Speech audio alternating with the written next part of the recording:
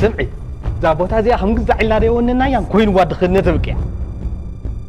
تزاي كوين ግን ምስ ድኽነትና ይነብር ከይተምልጥ ኢድ ብኢድ ተትሕዞም ነብር بمرجع يا حزم أتقولع نجيرك كله زي أنت بليت أخوين واحد دول سلك هوتي دول تلبلي ودعيته إيد بيت تتحسكم لومي مسماني أو شماخم يكم توقع له أتن لمس مسو شما توقع لك زي تهونك مسماني كل شخ ناس عبكم كوي مزح أتن بيت هيدا عين بوتاتنا وحسي مخالي سب كيسب كيف لت قال تيفنا دق أمي دق حفتي دق كوي كان عالية كنحزة لا وحس ديا ولا وحس أتو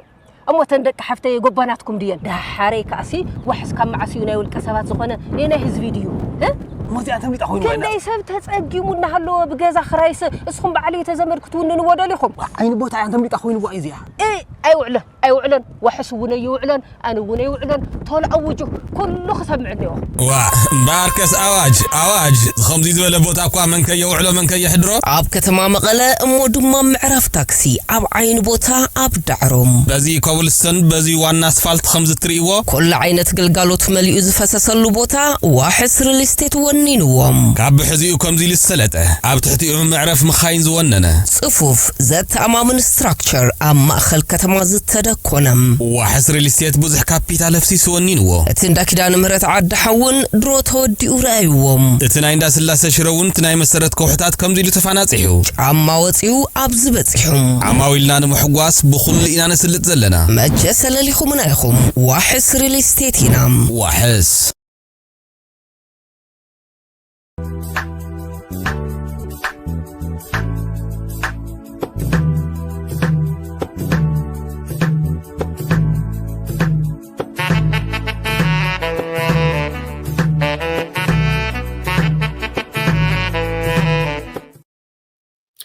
سلام تعني بالله كبرات بيسب لدبيت ميديا كمون تحتاتلتي مدب كواكم نواكم وبزلهم معدي ساعات وقداسرا سلام تكون لنا منه دبيت ميديا بس ساعات نقرو مدب كواكم نواكم حزنا قريبنا لنا سنة صنيحكم مدلواتنا تكافلوا ادمنا ايو نافتو فلاما يمدلاو وصدكم ايه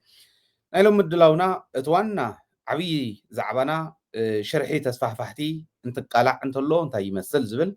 بمرداتا رجيفنا خنقربنا فلاماي مدلاونا ግን ዝኸውን ዘሎ ጌታቸው ረዳ ዝገበረ ቃለ መሕተት ኣሎ ንዑዝ ምልከት ክነቅድም ኢና ማለት እዩ ምሳና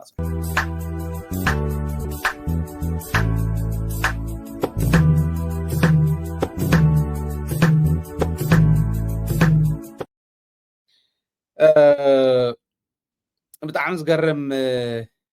ናህና ናይ ተጋሩ ጉዳይ اندحر نعي زي تقمن خوينو بقلي اندحر زي تقملس كم زاد غزولته زبحال بدحراي دنديري توقلا زبل ابو زحات تغاريري الله اتشغر ناي تغارو زخون ግን نزم كم زي زولو سبات يلكا كم سبات ددحريهم من ጭብጫብ كم سرح يدو زوسد توسن جروب ولا يكون مرأي تعميز حفر ጌታቸው ረዳ ቃለ መሕተት ገይሩ ምስ ፋና ከም ተትፈልጥዎ ፋና ባዕሉውን ውጽኢት ቃልሲ ህዝቢ ትግራይ ኮይኑ ከብቅዕ ከሎ ምስረቱውን ብስሩውን ትሸር ዓበይቲ ሸር ናይ አክሲዮን ናይ ትእምት ዘለዎ حزون واننتنا هز تجراي እቶም من ህዝቢ ትግራይ ዝኸሓዱ ግለሰባት ኣፍቶም ንህዝቢ ትግራይ ዝኸሓዱ ትካላት ኮይኖም ዝፍጽምዎ ዘለው ክሕደት ዝረኣናሉ ግዜ ስለ ዝኾነ እዩ ብጣዕሚ ዝሕዝን ዝብሎ ዘሎ ናይ ጌታቸው ቃለ መሕተት መብዛሕትኹም ሪኢኹም ኢኹም ንወይኑ እውን ብሓደ ፕሮግራም ክውዳእ ዝኽእል ኣይኮነን ግን ስኢልና ቅንጭብ ኣቢልና ዝተወሰነት ፓርት ናይቱ ኢንተርቪው እተን ክል ዓላ ዝተደልያ ጉዳያት እንታይ እየን ነይረን ዝብል እንሪኦሉ ክንገብር እሞ ንወይኑ ግን بارت باي بارت خنموصو ኢና እምበር ብሓደ ፕሮግራም እውን ዝውዳእ ኣይኮነ ንምንታይ ኢና ከምኡ ንመጾ እንተሎ በቱ ዝተዛረበሎ ኣምሓርኛ ቋንቋ እውን ነቱ ዘደናገሮ ህዝቢ ኢትዮጵያ ምእማን ክህልወና እዩ ናይ ሚድያ ስራሕ ነቲ ናህና ኢንፎርም ምግባር ጥራሕ ኣይኮነ ናይ ጌታቸው መንነት ሳላ ደደቢት ሚድያ ህዝቢ ትግራይ ካፍታ ናይ መጀመርያ ክሕደት ዝፈጸመላ ግዜ ጀሚርና ናቃላዕና መጺና ኢና ሳላ ደደቢት ካብ ህፃን እስካዕ ሽማግለን ጌታቸው በደንብ ገይሩ ይፈልጦ እዩ ንህዝቢ ትግራይ እቲ ዝበደለካ እቲ ዝሓደካ ሰብኣይ ከምዚ ኣይብለሎ ኢልካ ምንጋር እቲ ዝብሎ ዘሎ ኣብዛ ሕዚ እዋን እውን ዘይደቀሰ ምዃኖም ቶም ከዳዓቶም ክሓርቲ እቶም ዕሱባት ዘይደቀሱ ምዃኖም ንምፍላጥ ተዘይኮይኑ ንህዝቢ ትግራይ ተፈለየ ነገር ከምጽእ ዝብል እምነት የብለይ ስለዚ በዋናነቱ እቲ ሙሉእ ፕሮግራም በብክፋሉ እንዳገበርና بمرتعو እንዳቃላዕና በመሓርኛ ፕሮግራም ክንሰርሐሊና ብትግርኛ እውን ክስርሑ ዝግበኦ ክንሰርሐሊና ንሎሙ ግን ሓንቲ ቅንጭበ ቢለ ዝወሰድክዋ ገለ ሰባት ከምኡ ንደደቢት ተሓባበር ቆሪጾም ዝለኣኹልና ከቅርበልኩም እየ ኣነ እውን በደንብ ዝኣምን ኩሉ ማለት እዩ ብሓፈሽኡ እንተሪኢኹሞ እታ ቃለ ምሕተት ናይ ሰለስተ ነገራት ቅንብር እያ ናይ ሰለስተ ነገራት እዮም ኣብታ ውሽጣ ዘለዉ ሓደ ገንዘብ እዩ ሓደ ስልጣን እዩ እቲ ካልኣይ ከዓ ህዝቢ ከም ህዝቢ ዓዲ እውን ከም ዓዲ ናይ ምፍራስ ሽርሒ ናይ ጸላእቲ ብዙሓት ካልኦት ነጥብታት እውን ኣለውና ሽርሒ ተስፋሕፋሕትን ትቃላዕ ዝብል ሽርሒ ጸላእትን ትቃላዕ ዝብል እዚ እውን ኣካሉ ስለ ዝኾነ እዚአን ሰለስቲአን ኣብታ ቃለ ምሕተት ምልእቲ ስለ ዘዳመፅክዋ ሰለስቲአን ሒዘ ኣለኹ እቲ ናይ ገንዘብ ዘይዓምጠሮ ሰብ የለ ካብ ሰራዊት እስካብ ፖለቲካ መራሕቲ እስካብ ናይ ድህንነት ሓለፍቲ ኩሎም ኣልዒልዎም ኣሎ ገንዘብ ገንዘብ ገንዘብ እዩ ዝብል ምናልባሽ እዚዩ ታ ቪድዮ እውን ስለ ንሪኣ እቲ ገንዘብ ተኣነ ዝደልዮ ዝነበርኩ ክንድቲ ዝደለኽዎ ዘይወረርኩ ክንድቲ ዝደለኽዎ ዘየፍረስኩ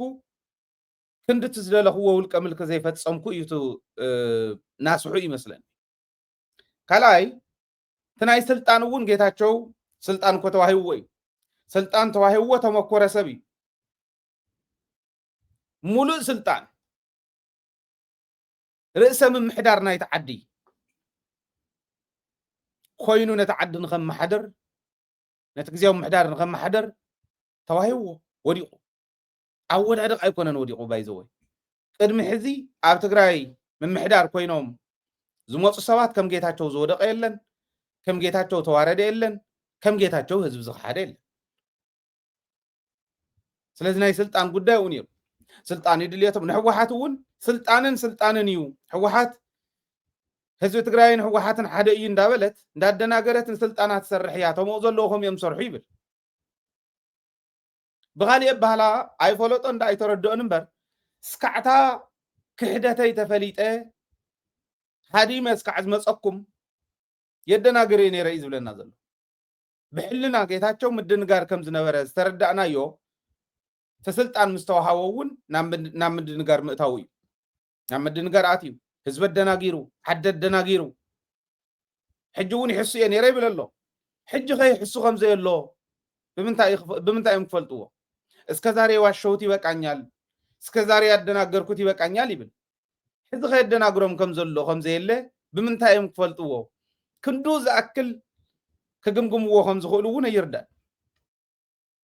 ይሕስ እየ ነይረ ኢልካ እንተዛረብካዮ ሎሚ ከዘይትሕሱ ምዃንካ ብምንታይ ኢኻ ኣምነካ ኢሉ ከም ዝሓተካስ ዘይምፍላጥ ክንደይ ናይ ዝኣክል ሽግር ከም ዘለዎ ውሕልንኡ የሪአኩም ጌታቸው ሕወሓት ንህዝቢ ትግራይ ሕወሓትን ህዝቢ ትግራይን ሓደ እዩ ዝበለ ናይ ሕወሓት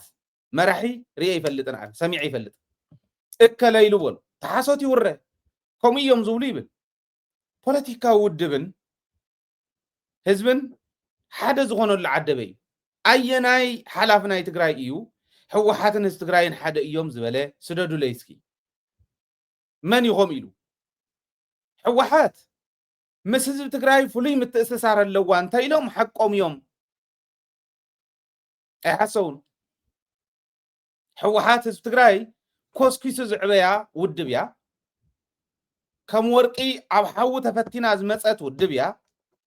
ንህዝቢ ትግራይ ከምኡ እኮ ይነበረ ይትረፍ ዶ ትቀደም ትቃልሲ ዝወፀትሉ ኣነ እኮ ኣነ ዝተምሃር ኩሉ መንገድስ ከምቲ ዝነበሮ ይነበረን ክጅምር ከለኹ ዝነበረን ክውድእ ከለኹ ዘሎን ነንወይኒ ስኢሉ ካብ ሰማያት ዘነበልና እኮ የለን ዩኒቨርሲቲ ይትረፍ እሞ ብቅጥዑ ሃይ ስኩል ዘይነበረ ዓዲ 4 ዩኒቨርሲቲ ክትውንን ተገይራ ሪፈራል ሆስፒታል ይትረፍ እሞ ብቅጥዑ ሆስፒታል ዘይነበረ ዓዲ ሪፈራል ሆስፒታላት እንተይተረፈ በብወረዱ ጀነራል ሆስፒታል ክህልዋ ተገይሩ በብወረዱ ፕሪፓራቶር እንተይተረፈ ክግበረላ ተገይሩ መብዛሕተአን ኣለወን ሰከንደሪ ስኩል ኣይነበረን ንሕና ካብታ ዝተወለድ ኩላ ናብ ወረዳ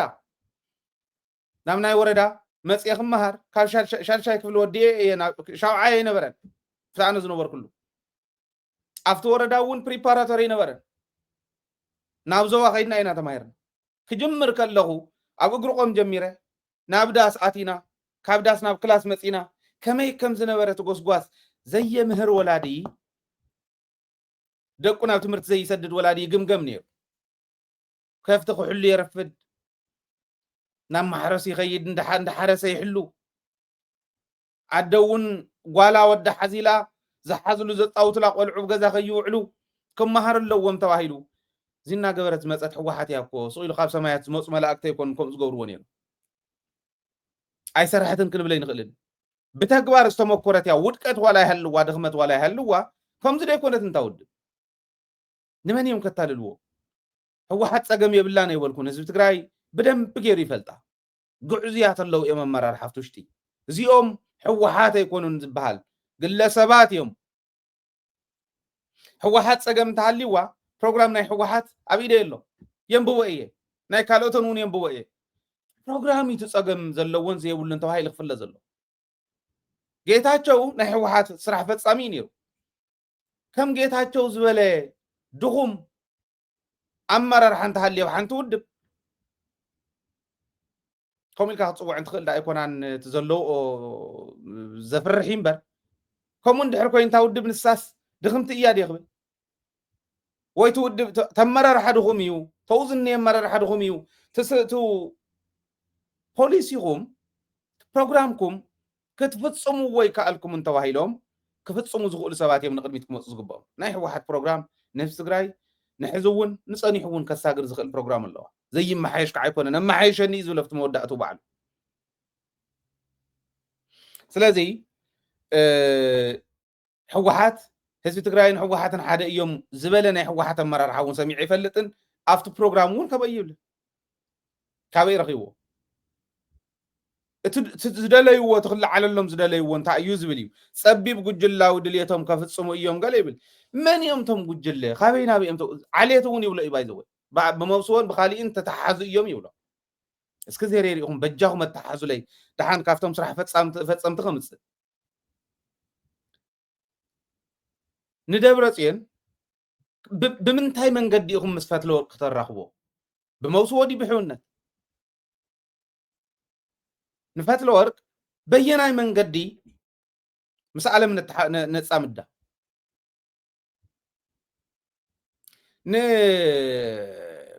ንኣማኒኤል ኣሰፋ በበይ ገርና ምስቶም ልዕሊ ቅድም ኢለ ዝጠቐስክዎም ነተሓዞ ንተኽላይ ገብረ መድህን ከመይ ገርና ነተሓዞ ናው ንገሩና እንዶ ኣበይ ዘሎ እንዳምፅኦም ዝዛረቡ ዘለው ህዝቢ ክነቕሓሎም ኣለዉ ከምዚ ዝበለ ፈላላይ ዝኾነ ጉጅለ ክሕደትን ድሕረትን ክሕደቶምን ድሕረቶምን ከምዚ ዝበለ ይመፁና ንገሩና በልዎ መንን እዮም ሓደ ወይ ክልተ የለውን ክብል ኣይክእል ነፍቲ ማእኸላይ ኮሚቴ ክህሉ ይኽእሉ እዮም ኣነ ዘይፈልጦም ክናብ ካሊእ ውድባት እውን ኣለዉ እኮ ኣለው ክህሉ የብሉን ከምኡ ዝበለ ዝብል ሕጊ እውን የለን ግን ኣብ ሕወሓት ብዝተፈለየ ዘሎ እስኪ ንገሩኒ እየ ዝብል ዘለኹ ሓደ ግዜ ከምኡ ኢለ ልዒለስ ናይ ተኽላይ ገብረ መድህን ሰበይትስ ጓል ዓለም ገብረ ዋህድያ ኢሎም ከምኡ ኢሎምኒ حسوت مخانم سلز فلت يردأن نير حسد مخانو لهذا نعيون نسبحات ود حاوي لمني شو عتت ولدنا نراخب أنا سكعت فلتو شو عتت ولدنا يبوي فلت إيه أو يرخو كون يبوي سبحات ود حاوخ عيكون كون أنا بصروا أنت ولد كل خبابي بموسوون كيدم كاوهم سيخول يوم زبحالون يكونه تزغون من متفلته دس ما بلنون تزغون يعني خنياتو سبحات نجا تجارا لا ينبر سبحات نجا كدع يكونه كدع يكون اسكع شمقل انه هزوز مرحي قلت يا ولن كوليك الانسبي دس ما ولن انت تزغون نير ناي تغلا كبر مد سويت قال علم قرو هذه لون حتيتس ناود بتعون يا ولن سوي توساخيت انت خميز ولا غدينا ني لا يمسلك حاسوت ملك يومي نايزم قجل دحرتن كحدت كي تامنوا الرغاغيصكم كيدو بعليت بموسو بغليبل يرغيتاچو كمز ولا ጉድ ሪአይ ይፈልጥን አይተጽረፈ ስለዝወልኩም አይጸርፎን ጋሊኡን አይጸርፍን ሸገር ይውልን ጸርፍ ግን አይኮነን ሹሞም እዩ ነይሩ ደንቆሮ እንተ ተዋይለ ሓደስ ደንቆሮ እዩ ማለት ይነግሩ የዘለኹ ዓቅሙ መጠኑ እምበር ጸርፈይ ነበረን ግን ደሓን ገዲፈየን ኣለኹ ንሰ ጸገም ይውልን ካውዚ ንታሕቲ መውራድ ግን የለን ተናገታቸው ንሱ እዩ ንደቱ ይገሊጹ ምሕረት አልባ ዝኾነ درست ناي شوائيو قليصلنا انت ايت اعلامان تلكم قدم نافتا فيديو مخاد تن اعلاما خنغركم مجمريا بدن بغيركم كتري سراويت كاب حزب من تصاليت ناي مجمريا لمنتاي وحسلونا حزب تግራይ سراويت تግራይ እዩ نحنا يكوننا نولو بتكبار فصموي بتلوخ استمكوري للسراويت كاب حزب تግራይ من تصال ناي مجمريا وحسلونا ناي كله ناي تنودبات يكون ناي ودابتاتنا يكون ناي تكالاتنا يكون ناي حزبنا هلونا نازل رغاغص بزلنا عقم بسراويتنا خم مخان سلاز فلت سراويت عز ومبر نصدق إلى ما يكون غريفومنا خطفونا كو مصيمي انتل تاريخهم مريت يسفر تغاري خضر يخلهم بس ما ابو المنفس قدس لكم امعتيكم هدمو مفرار حساب يكون تغارو تواهلنا كوين احنا طرح يكوننا تلون عناز مسلو ايرتراويان اي فلطون شعو غيدافون ولا منيرنا اي فلطون سلسوان علامه ጌታቸው ንምህታፍ زعم ስለዚህ ኮነ በምህታፍ ሃተፍኪድ ተዋይሊ መስ ዚያየት ታተሉሁን ሰ ታተሉሁን አይ ሕዝ ጥራሕተ ኮነ ታስልጣኑ ንሳን ዲያ ትግራይ ናይ መፍራስ አማኻሪ ሚኒስትሪ አማኻሪ ናይ አብይ አሕመድ አማኻሪ ጀነሳይደር ኮይኑስ ነህዝብ ትግራይ ያከታለል አማኻሪ ትግራይ ናይ መፍራስ ፕሮሰስ ኮይኑስ ነህዝብ ትግራይ ከታለል ይመስ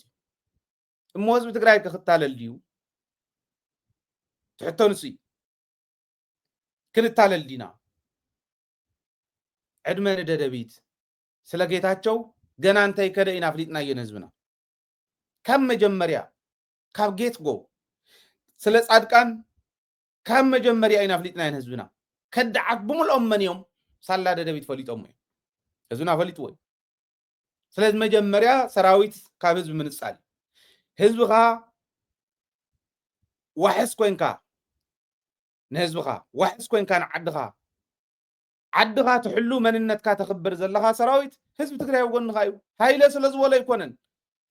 ብተግባር ኣብ መሬት ትሪኦ ዘለኻ ስለዝኾነ ህዝብ ትግራይ እውን ዋሕስካ ዋሕስሉናኻ ሰራዊትካ እዩ እቶም ጸላእቲ እስካዕ ሕዚ ህልውናና ንኽቕፅል ታሽዓይ ጀኖሳይድ ተመሊሶም ዘይመፁና ሰራዊት ስለ ዘለና ንጽድቂ ኢሎም ኣይገደፍዎን ኣብታ ዝኾነት እዋን ክንስዕር ንኽእል ኢና ኣብ ዝበልሉ እዋን መፅኦም ክበልዑኻ ክምኩር እዮም ዘብልዕ ሰራዊት ግን ኣይኮነን ክድገፍ ዘለዎ ኣይጋገዩን ኢሉን ሰባት ስለ ዝኾኑ ክእረሙ ኣለዎም ኣሪምና ተኣራሪምና ህልውናና ነረጋግፅ እምበር ብናይ ጌታቸው በቲ ዝኸድዓና ዘርባዕባዕ ይትረፍ እሞ ብኻሊእ እውን ክንታለለይ ንኽእልን ሕዚ ደደቢት ምክትታል ኩሉ ግዜ እናቃላዕና ስለ ንኽእል ሴሮኦም ብደንቢ ንሕና ቀዲምና ኢና ንወፅሑ ትሽርሖም ለዚ እዚ ነይሩ ተኻለይቲ ህዝቢ ትግራይን ውድብን ምፍላይ ውድብ ሕወሓት ኣብዛ ሕዚ እዋን መማረጽ ዘይብላ መማረጽ ኢትያ መማረጽ ዘይብላ መማረጽ ኢትያ ሓደ ሰባት ይብሉ ሰምዒ ናፍታ ናይ ጌታቸው ቪድዮ ቅድሚ ምኻድና እዚኣ ከስማዓኩ ህሊ ዘላቂ ረብሓ ብሄረ ትግራይ ክረጋግጽ እንተኮይኑ ስርዓት ሻዕብያን ስርዓት ሕወሓትን ንዘለዓለም ክጠፍኡ ኣለዎም እዚ ሕዚ ፓርቲ እንዲ ዝመርሕ ሓዝኒ ኢኹም ተዋና ዕላማ ናይ ጌታቸው መደረ ሕወሓትን ህዝብን ምፍላያ እንደለ ዘሎ መሳርሒኦም መን እዮም ጌታቸው ተሓደ መሳርሒ እዩ ከምዚ ዝበሉ ካልኦት መሳርሒ እዮም ኣብ ውሽጢ ዘሎ ፍልሖ ወዲ ፍልሖ ነቐዝ ወዲ ነቐዝ ካሊእ መሳርሒ እዮም ናህና ሸለልትነት ምናልባሽ ዝታለል ሕልና እንተሃልዩ እውን ካሊእ መሳርሒ ታይብለና ኣሎ እዚ ሕዚ ሪኢኹም ልቢ ዘለዎ ሰብ ሃይለ ንኣብነት ዓዲ ክመርሕ እንድሕር ደልየ ሕወሓት ትዳሕዳሓለ የብልን መጀመርያ ሄይ ሕወሓት እንተፈሪሳ ንሕወሓት ክትክእ ዝኽእል ሓይል ኣለኒ ዶ ዓቕሚ ኣለኒ ዶ ፕሮግራመይ ነቲ ናይ ሕወሓት ፕሮግራም ዝበልፅ ድዩ ኢለ ገምጊመ ህዝበይ እንተይፈረሰ ክርከብ ዝኽእል ዓቕሚ ዘለኒ ኮይነ ምቁቋመይ ምሰረጋገፅኩ እየ ሕወሓት ይፍረስ ዝብል ኣየፍርሶን ሕወሓት ስለ ዝደገፍኩ ሕወሓት ስለ ዘድንቕ ኣባል ሕወሓት ኣመራርሓ ሕወሓት ስለ ዝኾንኩ ኣይኮነ ኣይኮንኩን ናይ ማንም ውድብ ሕወሓት ትፍረስ እንተኢለ ግን ንሕወሓት ዝትክእ ማሓውር ኣለኒ ርኢ እዚኣቶም ዝወዲ እዚ ሕዚ በሊብል ነይሩ ንጌታቸው ይፀርፍ ነይሩ ጌታቸው ቅድሚ ምኻዱ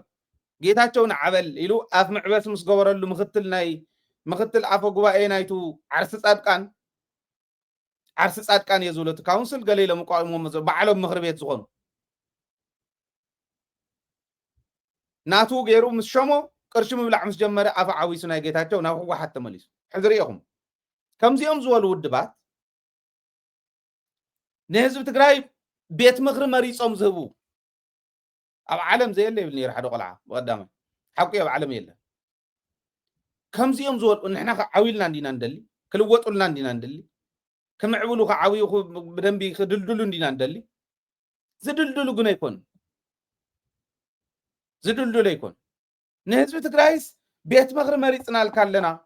ንሕና ኢና ቤት ምክሪኻ ባጀትካን ካሊእኻን ንሕዞ እንውንኖ ንሕና ኢና ተደሊና 7-8 ሽሕ ፐርናይት ናይ ዓራት ንቆርፅ 2 ሰዓት ተኣኪብና ናይ 20 መዓልቲ ኣበል ንወስድ ዝበልናካ ትሰምዕ ኢሎም ተይፀመደን ጎደ ዝዓይነቶም ገና ናብ ስልጣን እንተይወፁ ነህዝቢ ትግራይ ቤት ምክሪ መሪፅና ኣልካ ኣለና ዝበሉ ቆልዑ ሕወሓት ክትፈርስ ኣለዋ እዩ መን እሞ ክሰምዓካ ነዚ ዝሰምዕ እዝኒ የለን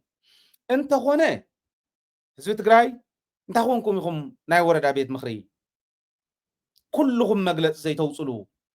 መግለፂ ኣውፂኹም እውን መግለፂኹም ምትግባርን ዘይትከታተልዎ እምብልና እንተኢሎም ናይ ወረዳ ቤት ምክሪ ኣፈ ጉባኤታት ብሓደ ኮይንኩም ናይ 9 ገለን ወረዳታት ብሓደ ኮይንኩም ናብ ወዲ ወረደ ቢሮ ዘይተኣትዉ ኦኬ ናብኡ ዘይተኣትዉ ኣፍርሳ ህዝቢ ትግራይ ዘይመረፆ ባዕሉ ሸይሙ ኦዲት ዝገብረ ይብሉ ተሓታት ናብ መን እዮም ክሕተቱ ዞም ሰባት እዚኦም ሕዚ ዝወዲ እዚ ሕዚ ናበይ ከይዲ ይሕተት ገንዘብ በልዑ የበልዑ ኣለዉ የጥፍእዎ ኣለዉ ዘጥፍእዎ ገንዘብ መን ይሓቶም ወካል እንተሃልዩ ሓደ ኣብ ጣብያ ኣከለ ተወከልካ ወረዳ ኣከለ ተወከልካ ተባሂሉ ወረዳ ኣከለ ክሓቶ እዩ ምምሕዳር ኣለዎ ቤት ምክሪ ኣለዎ ዝወከሎ ክሓቶ እዩ ወካል ዘይብሎም እሞ ገንዘብ ንቅበል ኣለና ንበልዕ ኣለና ኢሎም ናይ ህዝቢ ትግራይ ገንዘብ ናይ ህዝብን መንግስትን ሃፍቲ ዘጥፍኡ ዘለዉ ግን ኣነ ዝመክረኩም ናይ ወረዳ መራሕቲ ቤት ምክሪ ክእከብ ግበሩ በብወረድኡ ሓደ ሰብ ይወክል ኣፈ ጉባኤ እንተወኪሉ ንኣብነት እዚኦም 9 ገለን ኣፈ ጉባኤታት ተኣኪቦም ንወዲ ወረደ ቆፀሮ ሓዘልና ኢሎም ይኽይዱ ተፍርሳ ዲኻ ይተፍርሳን ይበሃል ከመይ ንግበር እውን ኣይኮነን ተፍርሳ ዲኻ ይተፍርሳን ህዝቢ ትግራይ ባጀቱ ዝመፀ ዋላ ብድጎማ ይምፃእ ንህዝቢ ትግራይ እንተተደጊሙ ናብ ህዝቢ ትግራይ ክኣቱ ንሕና እቲ ቤት ምክሪ ኳላቲን ተፍረስዎ ተካብ ወረድኡ ኣፈ ጉባኤ ተወኪሎም ቤት ምክሪ ናይ ትግራይ ግዝያዊ ክቆቃቁም እንተኮይኖም ተወረዳት ህዝቢ ዝወከሎ ክኾን ነይሩ ዋላ ተሓደ እንተዘይደልዮም ክኾን ይኽእል እዩ ፈቂዱልና ነይሩ ኢሉ እዩ ኣሰፋ ብርሃ መሊቕዎ ከምዚኦም ዝበሉ ጉድ ግን ዝሓዝሉ ዘይብሉ ሓንቲ ወረዳ ከመሓድሮ ይኽእሉ እንተኣኪቦም ሓንቲ ወረዳ ትረፍለቴስ ዓንገለን ወረዳ ናይ ሻዕብያ ይፍረስ ዝብሎ ዘሎ ሻዕብያ ይበልዎ ሽግር የብሉን መማረፅ ተሃልይዎም ባዕሎም ይበልዎ ክብል ይኽእል እዩ እሳቶም እውን ኣፍ ኣለዎም ተኸላኸል ኣለዎም ተዓደይ ግን ብከምዚ ዓይነት ናይ ሽርሒ ፖለቲካ ክትፈርስ ኣይፈቅድን ኣነ ክትፈርስ ኣይፈቅድን ህዝቢ ትግራይ እውን ከምዚኦም ዝበሉ መሳርሒ ውሽጢ ገይሮም ጌታቸው ከዓ ተላኢኹ መፂታ ተልእኹ እታ ድራማ እንታይ እያ ሕወሓትን ህዝቢ ትግራይ ንምፍላይ እንታዝበልናያ ማለት ክፍለይ ይኽእልን ሕዚ ህዝቢ ትግራይ ትሕመቆ ትፀብቆ እታ ዘላ እንኮ መማረፂት ሕዚ ካብ ታሕቲ ንላዕሊ መዋቅር ዘለዋ ታሪክ ዘለዋ ንዝመፅእ ፀገም እውን ተቐቢላ ክትምክት ትኽእል ተረኪባ ክትምክት ትኽእል ውድብ እንተሃልያ ሕወሓት እያ ኣብዚ ሓዚ እዋን ሕወሓት እኮ ሓንቲ ውድብ እያ መድሕዲ ሕዋ እንዶ ነይሮም ዳ ታሪክ ተዘይህልዋ ኣብ ውሽጢ እውን ትመስርሕ ፈሊጣ ተረዲኣ ትሰርሕ እንተዘይትኾን ምስ ድኽመታ እተሓይሽ ውድብ ተዘይትኾን ሓንቲ ውድብ ደዳ ምስ ሃገር ትገጥም እያ ኣይከኣልን እኮ ፖለቲካዊ ግጥም መንበሎ እቲ ናይ ወታደር ሰራዊት ይሓዞ ፖለቲካዊ ግጥም ሓንቲ ውድብ ምስ ሃገር ገጢማ ምስ ሃገራት ገጢማ ዘላ እኮ ሕወሓት ዝብል ኩሉ ብሻዕብያ ይኹን በቲ ይኹን ሕወሓት ስትሮንግ ስለ ዝኾነት እዩ ሕዚ ዘላትና መማረፂት ንሳ ንዓ ኣፍሪሶም ንህዝቢ ትግራይ በልመሓነቕና ካብ ልዕሊኻ ቸቸበልናካ ክብሉ ይትረፍ ዶ ሕወሓት ዘየላ ሕወሓት ሃልያ እውን ኮ ጌታቸው ኣብ ርእስኹም ተዘይሸንኩልኩም ኢሉና ስልጣን ተባሂብዎ ከቢሩ ከብቅዕ ኣብ ርእስኹም ተዘይሸንኩ ኣደውን ኣልዒለ ብፅፍዒት ተዘይበልክዋ ነደውን ከም ድላየ እንተዘይፀረፍክዋ ሽፍታ ኢለ ንዞባታት ከም ዞባ ሸፋቱ ይብሉ ኣለዉ ሕዚ እውን ባይዘወይ ኣብ ናይ ግሊ ፔጅ ለጢፈ ኣለኹ ኣብ ናይ ግሊ ፌስቡክ ኣካውንተይ ለጢፈ ኣለኹ ዝኾነ ቆልዓ ሚድያ ጣይሹ ዝኸድ ዝኾነ ናይ ማሕበራዊ ሚድያ ኣለዎ ከምኡ ይገብር ሽፍታ ዞባ ይብሎ ንሽረ ሸፋቱ ሽረ ይብሎ ገርሚ መን ምዃኑ ኣብትና ኣብናተይ ናይ ግሊ ኣካውንተይ ኣቲኹም ራእዩ ማለት ኣብዚ ሽሙ ኣልዒለ ከጋዝፎ ይደልን ውዳቃት እዮም እዚኦም ከምኡ ይብሎ እንታይ ገራቶም ከም ምዃናት ዓዲ ገርመን እንዲ ሓደ ሓደ ግዜ እንታይ ገራቶም ማለት ሽረሲ መሰረት ቃልሲ እዩ ተቃልሲ ክምስረተሉ ኣለዎ ተባሂሉ እኮ ዝተኣመነ ህዝቢ ዘለዎ እሙኒት ህዝቢ ትግራይ ኩሉ እንታይ ገይርዎም ግን ሽፍታ ዝብልዎ መቃብር ታንኪ መቃብር መድፍዒ እዩ ኳዓትዎ ዝብልዎ መቃብር ላምባ እዩ ኳዓትዎ ዝብልዎ እከለ መፂ እንተተባሃለ ናይ ካሊእ እውን ኣብ ሽረ እዩ ዝብልዎ ዘየለ ሸፋት ይብልዎ ኣደታት እውን ተተፀረፋ ኣብ ሽረ ከይድካ ሸራሙጥ ይብልዎን ንመንእሰይ ሽረ እውን ምስ ሸፋቱ ዝዓረደ ኢሉ መንእሰይ ናይ ሰሜን ምዕራብ እንታይ እዩ ማለት ኣነ ከባቢ ንሱ ጥራሕ እዩ ዝፅገም ዘሎ ይኮነ ኩሉ ትግራይ ዋጋ ይኸፍል ኣሎ እንታይ ገይርዎም ግን ኣነ ይገርመኒ እዩ ማለት ስለ ዝገርመኒ እየ ዘቕርቡ ከምኡ ይብሉ ስለዚ ተዋና ዕላምኦም እዚ እዩ ህዝብን ውድብን ምፍላይ ማለት እዩ እታ ውድብ ግን መማረፂ ዘየብላ ስለ ዝኾነት ሕዚ ንዓ ዝነፍግ የለን ከም ማዕራርፅ ፅዕሪ ህዝቢ እዩ ዘሎ ርኢናዮ እውን ብተግባር ስለ ዝረኣና እዩ እቲ ሳልሳይ ህዝቢ ትግራይ ክድሕን እንዲ ዝድለ ንዑ እንዲና ንፅዕሪ ዘለና ባይዘወይ በዚ ኣጋጣሚ ፃዕርና ፅቡቅ ፕሮግረስ ይገብር ኣሎ ፍጥነት ዘይክህልዎ ይኽእል እዩ ምስ ዝነበረና ፀገም ፅቡቅ ፕሮግረስ ይገብር ኣሎ ናህና ዕላማ እንታይ ህዝቢ ትግራይ መተንፈሲ ክረክብ ኦኬ ንሕና ሻዕብያ ስለ ዘይጨፍጨፉና ኣይኮነ ጨፍጭፎምና እዮም ምሕረት ዘይብሉ ጨፍጫፍ ገይሮምልና እዮም ምስ ኣራዊት ኣትዮም ኣራዊት ኮይኖም በሊዖምና እዮም ግን ሕዚ ኸንበላዕ ዶ እንደገና እታ ሻዕይ ጀኖሳይድ ይፈፀመና ወይስ ቦታ ሓደ ገፅ ክፍቲ ጌርና ክብርና نرجعصلو مننتنا نرجعصلو نخيل ازيكم عبي ممارس كوي تخالي قدفو ناي لباماتنا نسرح بروجرس عصبوي سلازت علامه انت ኤርትራ ካብ ኢትዮጵያ ንላዕሊሁን ጉጓይ ጌርካ ምራይ እዚአን ሰለስቲአን ዝነገርኩም ዕላማ ኣፍታ ዘሪእኩም ቪድዮ እውን ኣብ ምልእታ እታ ቪድዮ ናይ ጌታቸው ኢንተርቪው እውን ትሪእዋን ሰ ምልእታ ክንመፃ እንዲና ኣይንገድፋን ሰለስቲአን እየን ሕዚ ኤርትራ ካብ ኢትዮጵያ ንላዕሊሁን ጉጓይ እያ ዝብል ኢኹም ክትሪኡ ሕንጉጓይ እያ በቃ ህዝቢ ትግራይ ንኤርትራ ካብ ኢትዮጵያ ንላዕሊ ክፀልኣ ክእል ኣለዎ እዩ تعلم إيرترا يشفتنا نيبلنا إثيوبيا يشفتنا نيبلنا إيرتران إثيوبيا نوراري رجن زخون 10% قالنا إثيوبيا 8% ناي شعبية ناي إيرترا بدليني رويل كان مغادي أنا زرد أني هزوي تشوفون دي عديتاتي حواتي تواريدن دين منا أسي تقرايتم تركبت عدي هس أو انتم وانتي ترفه تشوفون من ديهم እንደገና ጨፍጨፋ አይደለም ናይ ሰብአይ ይጻወት ናይ ለባም ይጻወት ናይ ለባም ይሰርሕ እንታይ ይብለና ከም ዘሎ ግን ሰለስቲአን ዝየን ሓዙለይ ክናኣቲና ናፍታ ቪድዮ ሰራዊትን ህዝብን ምፍላይ ህዝብን ውድብን ምፍላይ ሻዕብያ ካብ ብልጽግና ወይ ኤርትራ ካብ ኢትዮጵያ ብዝገደደ ፈጽሞሙልና እዮም ዝብል ሰለስቲአን ዝየን ኣፍታ ኢንተርቪው ትሪእዎን ገንዘብዩ ስልጣንዩ ኻሊዩ ስትሕስቱ ከም ኮይኑ زين سلستين ينتن علام خوك عستدلي زين لب لكم حازل يخم قالوا مردات هزقروا من عوص لزوان قدم مخادنا جن ناتي إمنت كنقرب أبي إثيوبيا زلو جزاء مدب إثيوبيا ون كم هاجر نتقرأي نابل عطا متيانا ما إيت زمانات شحات زي كوينو حزون تبل علا مريتنا كحيزات تزل إيرترا يكونتن إيرترا حازتن بالعلي يكونن زوزلو تاي كم زعمون ساعتهم نمن تاي كنوصلهم نغلقني أمني حزام الله يوم كل يوم مريتنا نغتحز بشعبية يكون بمحرا نغتحز جن زجبرت إثيوبيا فلذي تمال تبل عنا زنورت لمون تبل عنا زلا صباحون ملي أخطأ فأنا تسعر عدي إثيوبيا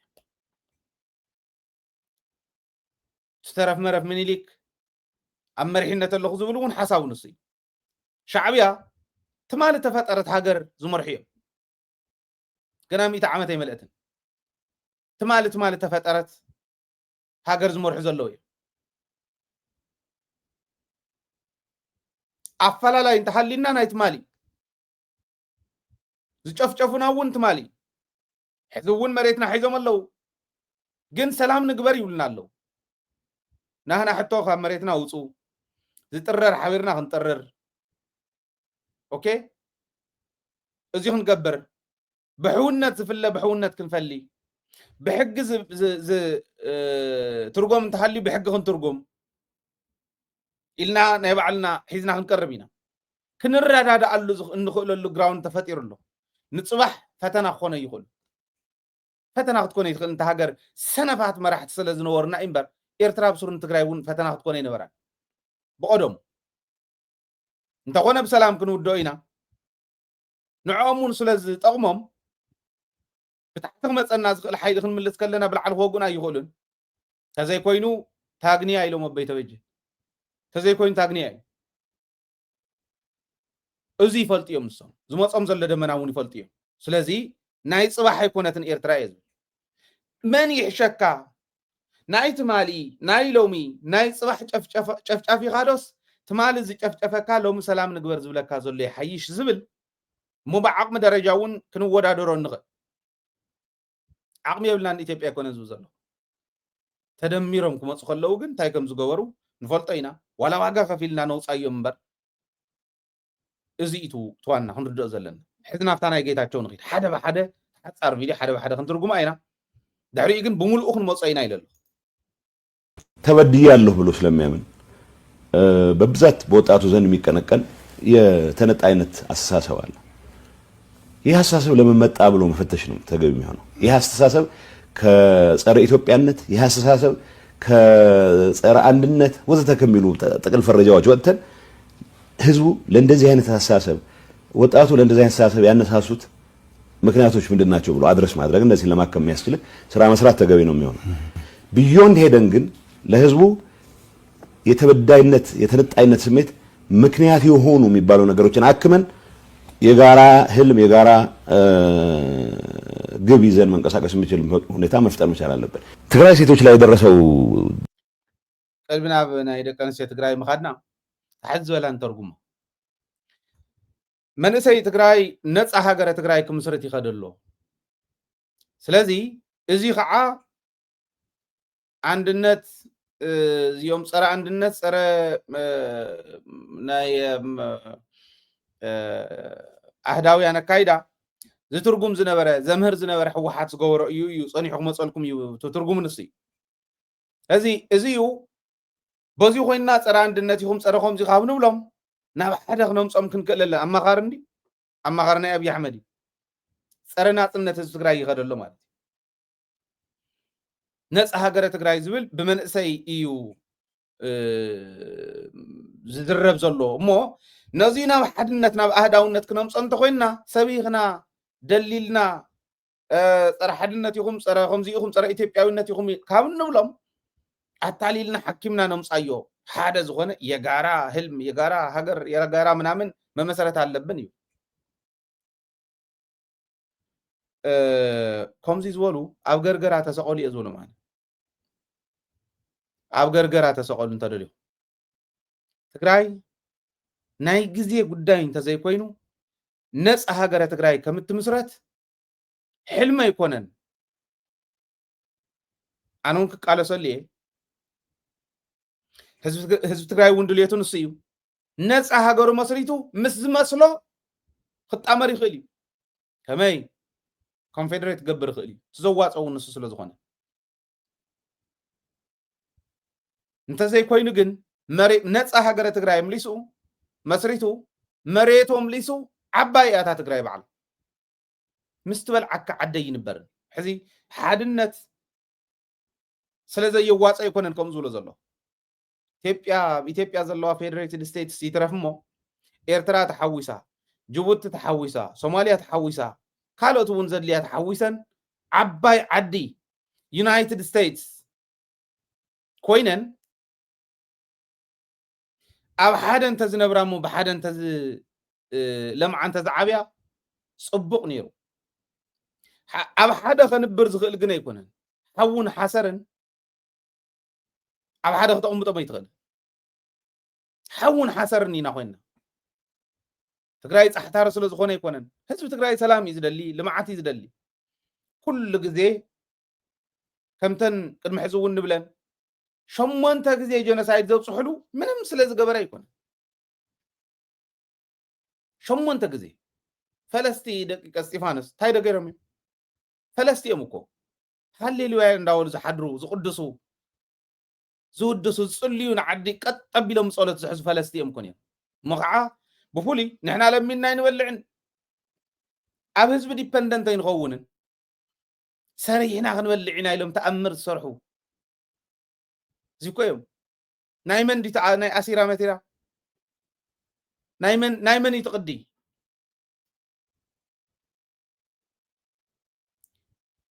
ከመይ ገይሮም ጨፍጭፎሞም ግን ተስታውሱ ኢኹም ታሪክ ተንብቡ ኢኹም ተኣምራት ኮዩ ከምኡ ስለ ዝበሉ ሰላም ስለ ዝደለዩ ፀለይቲ ወደስቲ ቀደስቲ ስለ ዝኾኑ ኣፍንጮም ቆሪፆም ዓይኖም ጎልጊሎም መውፅኦም ምዕጉርቶም ከምዚ ቀዲዶም መልሓሶም ቆሪፆም ትሕቲ መሬት ካብ ክሳዶም ታሕቲ እትዮም ብፈረስ ረጊፆም ቀቲሎሞም እንታይ ገይሮም ከምኡ እንዳበለ ይመፁ ምኒልክ ህዝቢ ትግራይ እኮ ጠጠው ኣቢሉ ንጣልያን ዝሓዘሉ እዩ ነይሩ። ብበቕሊ ብግዛዕ ብፈረስ ካብ ኣዲስ ኣበባ እስካዕ ዝመፁ መኳንንቲ ትግራይ እውን ኣብኡ ስለ ዝነበሩ ራእሲ ኣሉላ እውን ሓዊሱ ቀጥ ኣቢሉ ህዝቢ ትግራይ ዝሓዘ ኮ እዩ ነይሩ ንፀላይ እሞ መረብ ካብ መረብ ተመለስ ካብ ክብሎ ቀይሕ ባሕሪ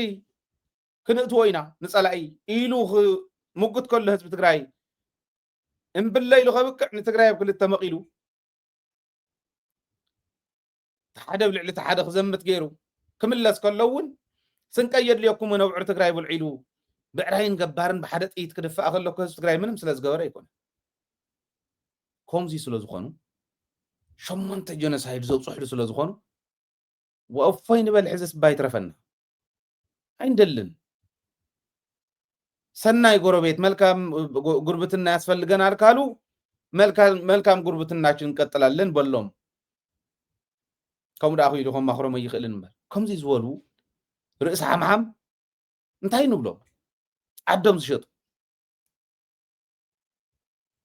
ናጽነት እንድሕር ደልዩ ህዝቢ ትግራይ ናጽነቱ ክረጋግጽ ዝኸይድ ህዝቢ ትግራይ እዚኣ ታሕቱ ኢልካ ምቕማጥ ነውረ ይነወረ ምስ መንእሰይ ትግራይ ግን ከመይ ከባእሶ ከም ዝኽእል ይርዳእኒ መንእሰይ ትግራይ ድልየትካ ሕልምኻ ከጸልምት ዝኸድ ዘሎ ሰብ ምዃኑ ካብዚ ክትርዳእ ትኽእል ኢኻ ማለት ናብ ደቂ ኣንስትዮ ንምጻእ ደቂ ኣንስትዮ ትግራይ ባዕሉ ከም ዘየዋረደን ከምዚ ይብል መከራ ግን መቼም ቢሆን በምንም መልኩ ልታካክሰው በጣም ይከብዳል። ጊዜያዊ አስተዳደሩ ባደረገው ጥናት ከዩኒቨርሲቲዎች ጋር ባደረገው ጥናት ትግራይ ውስጥ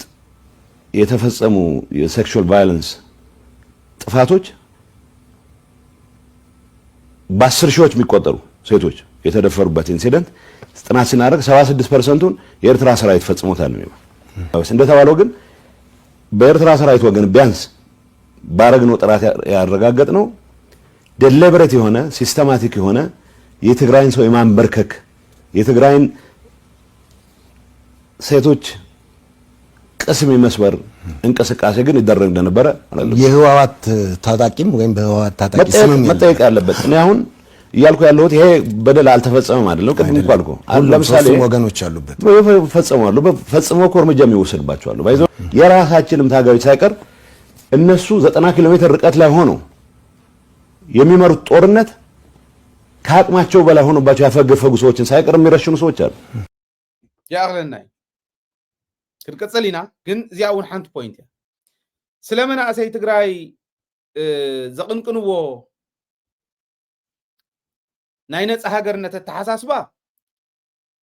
ሕወሓት ስለ ዝሰበኸቶም እዩ እምበር መንእሰይ ትግራይ መሊስና ናብ ኣህዳውነት ክነምፆ ንኽእል ኢና እንዲ ዝብለና ዘሎ ሕወሓትን ህዝብን ናይ ምፍላይ ህዝቢ ሕወሓትን መንእሰይ ናይ ምፍላይ ነቲ መንእሰይ ሕልሙ ናይ ምፅልማት ዕላማ ኢልና ኣለና ተንዓንተዎ ዝበልኩም ሰለስተ ክውቃዓ ዝተሓሰባ ሰለስተ እየን ኢለኩም ኣሎ ታየን ሰራዊትን ህዝብን ምፍላይ ወደብን ህዝብን ምፍላይ ሻዕብያ ወይ ኤርትራ ካብ ብልጽግና ወይ ካብ ኢትዮጵያ ንላዕሊ ጭፍጭፋትካ እያሞ ፍጹም ናብ ሰላም ከይትኸድ ኣብ ድፋዕ ጥይት ወዲርካ ንበርያ ታናይ ደቂ ኣንስትዮ ክንመፅእ ከለና 76% ሻዕብያ እንፈጽሞም ኢሉና ኣየን ዩኒቨርሲቲ ምስ ዩኒቨርሲታት ኮይና ጽኒዕና ኢሉ ኣነ ዩኒቨርሲታት ኩለን ክረኽበኒ ኣይ ፕሮሚስ ኩለን ክድውለሎም እዩ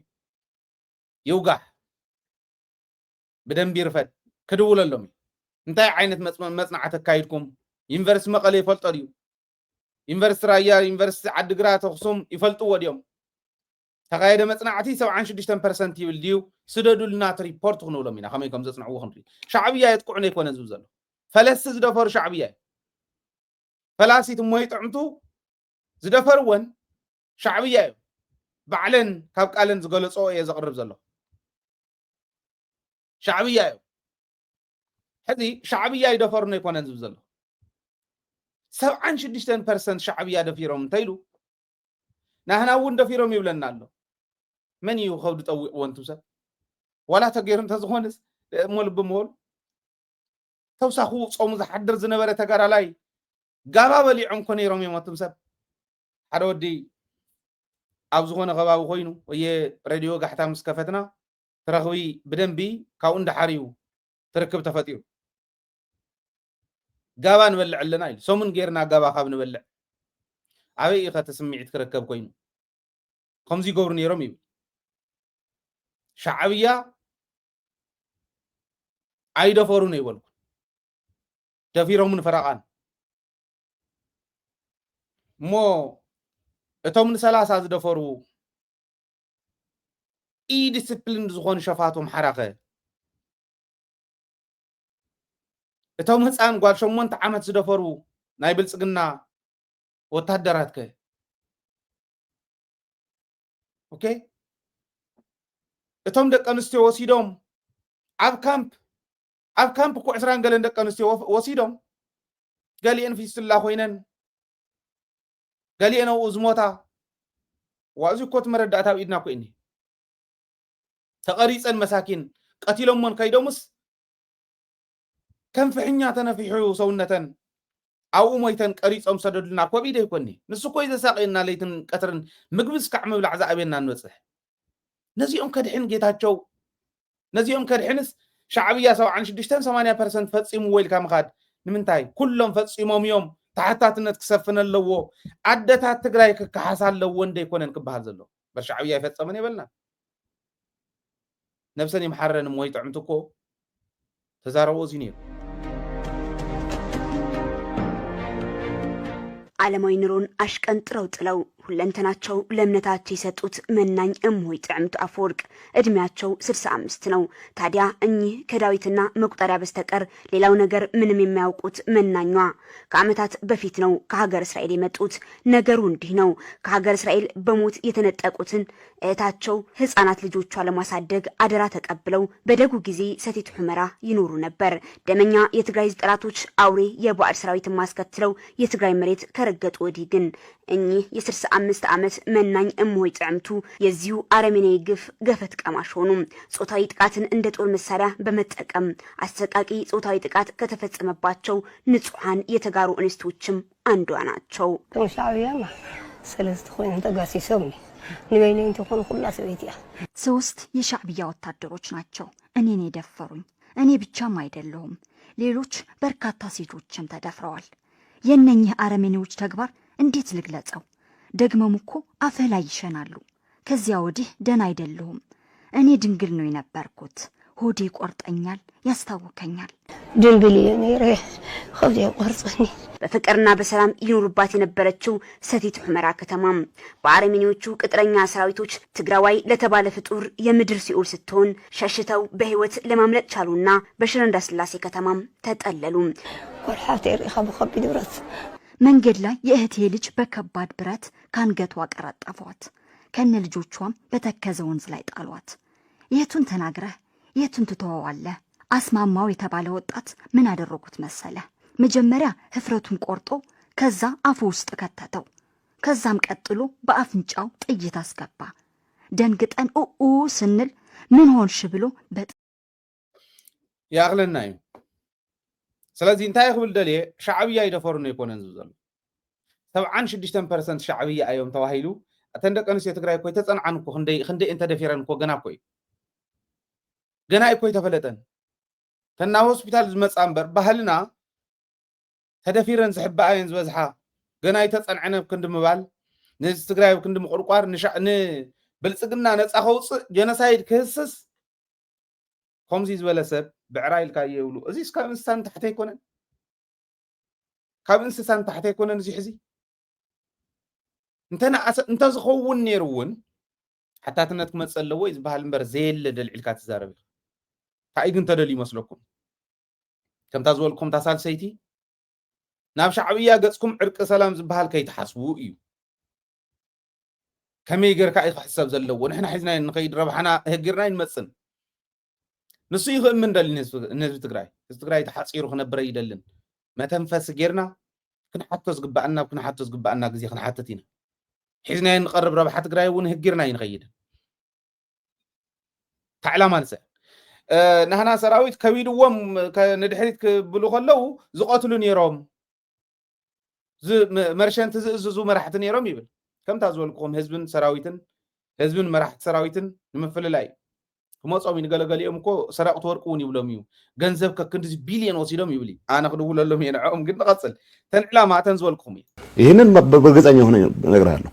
ጾታዊ ጥቃትን እንደ ጦር መሳሪያ ከመጠቀም አንጻር የተደራጀ ስራ የሰራ ኃይል ወገኔ ነው ብዬ መንቀሳቀስ ምክንያት ሊኖራቸው እኔ ራቁም ከም ዝገብር ሰብ ኃይል ነይር እሞ ወገነ ኢለ ከሸፋፍነ ይክእልን ይብል ሰራዊትና ሲደፍር ነይር እዩ ዝብል ወይ ትግራይ ሕወሓት ናይ ኢድ ከይትሰኣኒ ከምዚ ዝበለ ሰብ ዋእቱም ሰብ ዋታ አንታ ሰባት ኩኑ ወይ ታውድብ ምርሕዋ ናይ ህዝቢ ውድብ ያብስሩ ናይ ህዝቢ ውድብ ኣነቱ ፕሮግራም ከምብዎ ከለኹ ኣበይ እሞ መለስስ ዲፕሊኬት ምግባር እንተዝከኣል ነይሩ ቅድሚ ሞማትካ ዲፕሊኬት ንግበርካ ተዋሂሉ መተሰርሐ ሕልና ይትሽኳዓሉ ንሰብ كمي غيركا ز بروجرام ورق زخونه بروجرام ناي حوحات اب تግባር ንخوعل من يمرحيو كمي غيركا يكيد كم زي زبل سبات كتمصو كمي كم زمصون يغلص يباجو بالعليه نطيبه يزبل منبر نطبا ودي نطبا نحزب تግራይ ወሪድዎ ሁንሪዮ ይናቱ እሱ እስካሁን ያሸውት ይበቃኛል እስካሁን የታገስኩት ይበቃኛል ሰው ሲሸጡ የሚኖሩ ሰዎች አሉ ሐሳው ምዃኒ ነገርና አሎ ሐሳው እየሞይ ተመኑኒ ዝብሎም ዘሎ ይፈልጥ ነው ይርዶን ኤርትራዊ መሸጥ ንብረት ነው የሚባለው ንብረት ነው የሚለው አውርደናል አውርደዋል ይታፍንና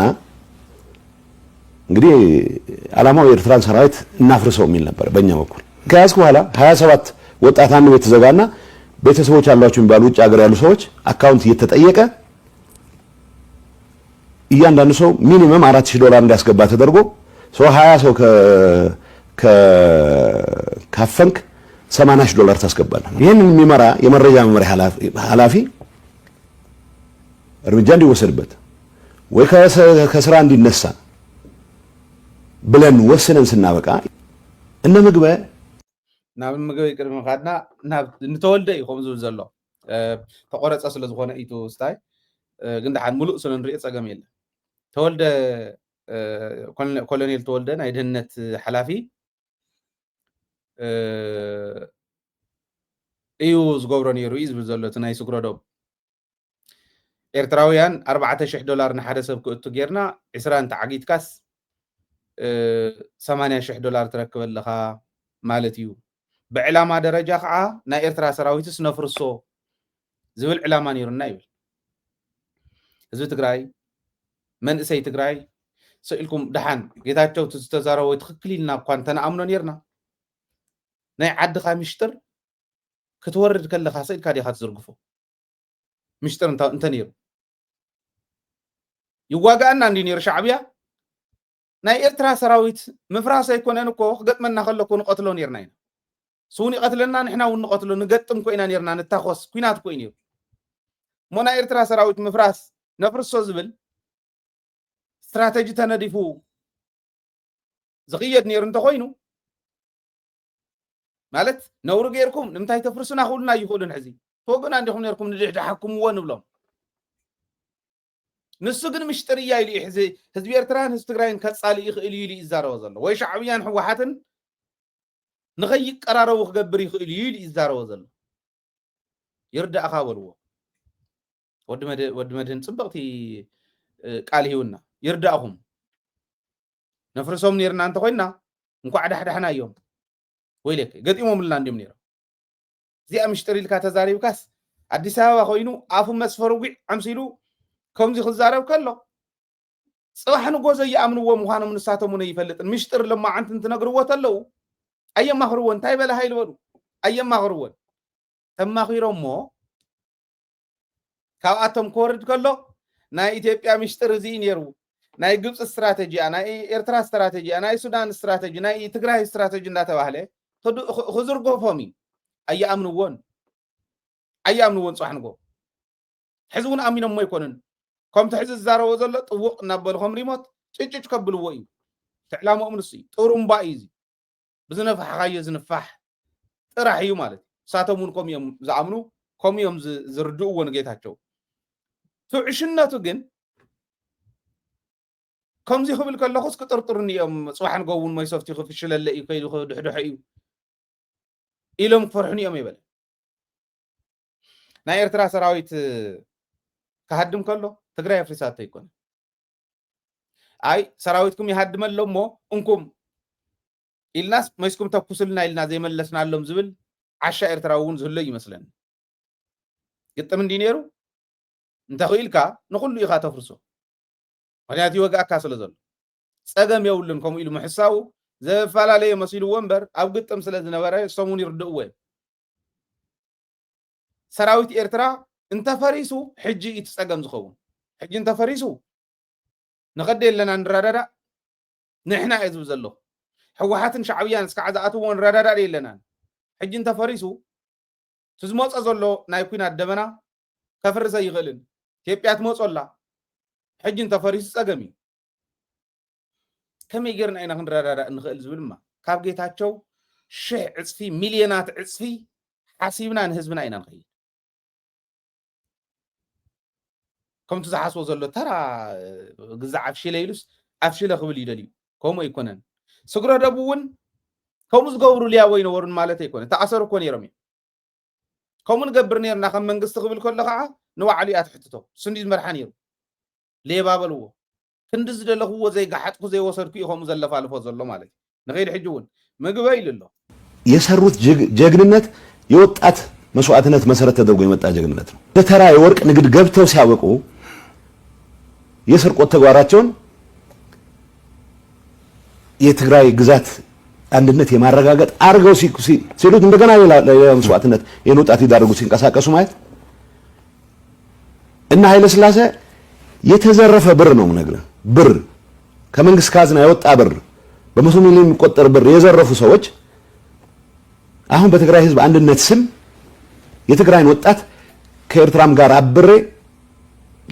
ለማገዶነት ዳርገዋለሁ ብሎ ሲፎክር በጀግንነት ነው። 2014 ነው ነገር 2014 ወጣቶች በየግንባሩ በሚተናነቁበት ሰዓት እኔ ሲምፕል ምሳሌ ልንገርህ። ዳባት ደባርቅ አካባቢ ሊማሊሞ ውጊያ ይመራ የነበረ ሰው ሩቅ ርቀት ሆኖ ውጊያ ይመራ የነበረ ሰው at the same time በኤክስካቫተርስ ወርቅ የቆፈረ ይሸጥ ነበር። ልንገርህ ኮምቦልቻ ገንዘብ ያስፈልገናል ተብሎ ባንኮች ውስጥ የነበሩ የግል ባንኮች አንንካ የመንግስት ግን መውሰድ አለብን የሚል ፖለቲካሊ ወሰንን። እሺ እኔ እንደማቀው 4 ቢሊዮን ነው ኢሹ አካውንት ላይ ነበር። ይሄን ማረጋገጥ ይችላል ብሔራዊ ባንክ። አንደኛው የግንባር አዛዥ የሚባለው ኃይለ ሥላሴ በቢሊዮን በመቶ ሚሊዮን የሚቆጠር ገንዘብ ነው የወሰደው። ኢንፋክት 1 ቢሊዮን አካባቢ ነው የወሰደው። እሱ ስር ተፍተፍ የሚሉ የሱ አገልጋዮች የሆኑ የተወሰነ ድርሻቸውን ይወሰዳሉ። ኃይለ ሥላሴ ሌላ ነገር የለው። እኔ ውጭ ሀገር ሄደህ ታከም ብዬ በተደጋጋሚ ጠይቄዋለሁ። ቪዛ አሰርቼለታለሁ። የተወሰኑትን ይዛቸው ወጥ ይሻቃለሁ። ይሄ አሁን በቁጥር ስር ዋለ የሚባለው ኃይለ ሊባኖስ ናብ ኃይለ ሊባኖስ ክንመጽና ረይኹም ካበይና በይ ዓምጠርጠር ከም ዝብል ራእዩ ሓሳቡ ፍሉጥ እንዲሁ ብዝኾነ ድሓን ኣነ ንሰብ ተጣቢቀ እከለ ወሲዱ እከለ ወሰደን ክብለኩም አይደለም። ቃል ዝኣትወልኩም ግን ንወድም በይተይ ኃይለ ሥላሴ ዝብሎ ዘሎ ጀነራል ኃይለ ሥላሴ ግርማይ ወድም በይተይ ከቅርበልኩም የብደ ደቢት ከቅርበልኩም እንተስ ብስልኪ እንተስ በቪዲዮ ከቅርበልኩም አይ ፕሮሚስ ጀነራል ምግበይ እውን ኣብ ወርቂ ኣትየሎ ኢልዎ ብርሑቅ ኮይኑ ውግእ እንዳመርሐ ኤክስካቫተር ሒዙ በኤክስካቫተር ወርቅ እንዳውፀ ከም ዝገብር ነይሩ በኤክስካቫተር ዝወፅ ወርቂ የለን ባይዞ ሓመድ ይዙ ኳዓት ካብኡ ኣበይ ነይረን እንተን ማሽናት ኣበይ ከባቢ ነይረን ነፍቶ ኮይናት እዋን ኣበይ ከባቢ ነይረን በይዛኻ ኣበይ ከባቢ ዝነበረት ማሽን እያ ተፅሪ ነይራት ወርቂ ኣየናይ ከባቢ ኢኹም ዓይነት ስራሕ ዝሰርሕ ነይሩ ወርቂ ድሕሪ ጌታቸው ናብ ስልጣን ምምፅኡ ግን እዚ ኩሉ ኩንታላት ወርቂ ናበይ ከይዱ ዝብል መረዳእታ ረኺበለኹ ከቅርበልኩም እየ። ጌታቸው ክንደይ ወሲዱ ካልኦቶም ክንደይ በየነ ክንደይ ወሲዱ ኣብ ናይ ትእምት ሓላፊ ስለ ዝነበረ ወርቂ ክሸይጥ እውን ስለ ዝተዋሃበ ኩንታል ወርቂ ንምንታይ ጠፊኡ ሓደ ኩንታል ወርቂ ጠፊኡ ኢሎም ዝኾነት ቆልዓ ንብልፅግና ስለ ዝተዛረበት ጠፊኡ ኢሎም ኣጥፊኦሞ ሓቢኦሞ መን ወሲዱ ሸይጥዎ ክንደይ ተማቂሎም ከምፃልኩም እየ ዝውን ቀንዲ የለን ሕድሕደን ኣብዚኣ ክንዝርግፈን ኢና ከምኡ ገይሮም ንህዝቢ ትግራይ ከታልሎ ይኽእሉን ጌታቸው ዝወሰዶ ኣብዘን 2 ዓመት ሰብኣይ ዚኮ ሓደ ኣብ ዝኾነ ቪድዮ ኣነ ደሞዝ ተረኺበ ሽግር የለን ናብ ልመና እንተዘይወፀ ይብል ተርእየልካ ክንደይ ገዛውቲ ገዚኦም ጌታቸው መግደፍዎት በዓል ዋና ብስሩ ብደንቢ ዘሽከርክሮ ዝነበረ ሙስኡ ዝነበሩ ኣማኸርቲ ተባሂሎም ሙስኡ ዝነበሩ ኣብዚ ኣውስትራልያ ኣብ ወሰን ባሕሪ ገዛ ክገዝኡ ዝመደብዎም ሰባት ፈልጥ የት ገዛ እውን ይግዛሉ ንፈልጦም ኢና መን እንታይ ይገዝኡሉ ንፈልጥ ኢና ጌታቸው ክንደይ ኣለዎ እውን ንፈልጥ ኢና ክንደይ ወሲዱ እውን ንፈልጥ ኢና ከክንደይም ተማቂሎም ተወርቂ ዝሓብእዎ ይኹን ትድሓር ሕድሕድ ብፌደራል ዝመፀ ዝተባሃለ ኢንቨስተር ዝኸፈሎም ገንዘብ ከክንደይ እዩ ክነቃልዑ ኢና ኣነ በዓል ምግበይ ንጹሃት እዮም እከለ ንጹህ እዩ ኣይብልን ባዕሎም መፅኦም ዲፈንድ ይግበሩ ክንፅዋዕ ሚና ኣብዚኣ መፅኦም ባዕሎም ክነግርኹም እዮም ወድም በይተይት 1 ቢልዮን ገንዘብ ወሲዱ ኢልዎ ካብ 4 ቢልዮን እየን ነይረን ኢልዎ እንተ ሓንቲስ ወድም በይተይ ወሲድዋ ኣሎ ማለት ከምዚ ዝበለ ጉዶ ኣጋጢሙኩ ኣንቱም ሰብ ኣንታ ትዘመንና ድዩ ብደንቢ ዲና ንሕና ዲና ኣዊና ዘሎ ደቂ ዘመን ስለ ዝኾናስ ኣብ ዝምልከተና ቦታ ኣቲና ዓድና ከይነመሓደር ማንም ተራ መፅኡ ክቅልደላ ነዚ ዓዲ ንገብር ዘለና ንሕና ዶ ንኾን እንታይ ዓይነት ጉዲ መፅኡና ዓድኻ ዶ ከምዚ ይሽየጥ እዩ ነገር ግን ዕላማ ቀዲመ ስለ ዝነገርኩም ሰለስተ እየን ዕላማ ኣብዘን ዝብለን ዘሎ ታብ ምልእታ ክንመፃ ስለ ዝኾና ህወሓት ካብ ትግራይ ምፍላይ ሰራዊት ካብ ትግራይ ምፍላይ ብፍላይቶም ብላዕሊ ኢኻ ትጅምር ብላዕሊ ብኣዘዝቲ ግንባር ትጅምር ድሕሪኡ ዘሎ ናብ ኣዘዝቲ ኣርምታት ክኽየድ እዩ ናብ ኮራት ክኽየድ እዩ ናብ ክፍለ ጦርኮም እንዳበልካ ትብትኖ ሰራዊት ንሻዕብያ እውን ከምኡ ማለት እዩ ናይ ሻዕብያ ማለት ንሻዕብያ ምብታት ዘይኮነስ ሻዕብያን ህወሓትን ወይ ከዓ ኤርትራን ትግራይን ከይራኸባ እውን ከምኡ ተዕላማ ንሳይ ካሊእ የብለን ከምዚ ዝበለ ጉድ ግን የለን ማለት ፅቡቅ ሓሳብ ረኺቦም ብልፅግና ከምዚ ገይሩ ሓሳብ ተቀነባቢሩ ዝሕሱ ክንሪኦ ኢና ግን መን እንታይ ገይሩ ክነቃልዕ ኢና ሰባት ክንፅውዕ ኢና ብደንቢ ኣይ ፕሮሚስ ዝናገበርና ክንከድ ኢና ንርአዮ ሕጁ ከሊቀመንበሩና ከምክትል ሊቀመንበሩ ጋር ተነጋግሬ ውጭ ሀገር እንዲሄድ ስለተወሰነ እንግሊዝ እንድገባ ድጋፍ ይጻፍልኝ ብሎ ደብዳቤ ግጥም አድርጎ አውሮፕላኖች እናስገባ ስለነበረ ከውጭ ይሄ ሚስጥር ማንም ሰው መስማት የለበትም ሶ ወረቀቱን ካየው በኋላ ግን ነሐሴ 14 ምሽት በመጣ ፍላይት ሱዳን ገቡ 300 ሚሊዮን ወስዷል ከኮምቦልቻ ከመጣ ገንዘብ ከዲያስፖራ የተሰበሰበ ገንዘብ ደላላ ይበላው ብዙ ነው ጸረ ድሮን በጣም ያስቸግር ነበር ናብ ጸረ ድሮን ክንከዲና ረይኹም ተዓዲ ክጭፍጨፍ ክትዋረድ ከም ዝደልያ ሚስጥር ራእይዎ ሁሉ ይዝርግፎ ማለት ሓደራኹም ሕጂውን ከም ዓይነት ክዝርግፉ ዝኽእሉ ደናቁር እንተሃልየምኹም ኣውፅዎም ቀይርዎም ኣስተኻኽሉ በቃ ናይ ትግራይ ሚስጥር ዝበሃል ጌታቸው እንኳዕቲ ናይ ሰራዊት ሰበይ ናይ ከባቢ እንታይ ዓይነት ሰራዊት ኣሎ ከመይ ዝበለ ቅንብር ኣለዎ ዝብል እንኳዕ አይፈለጦ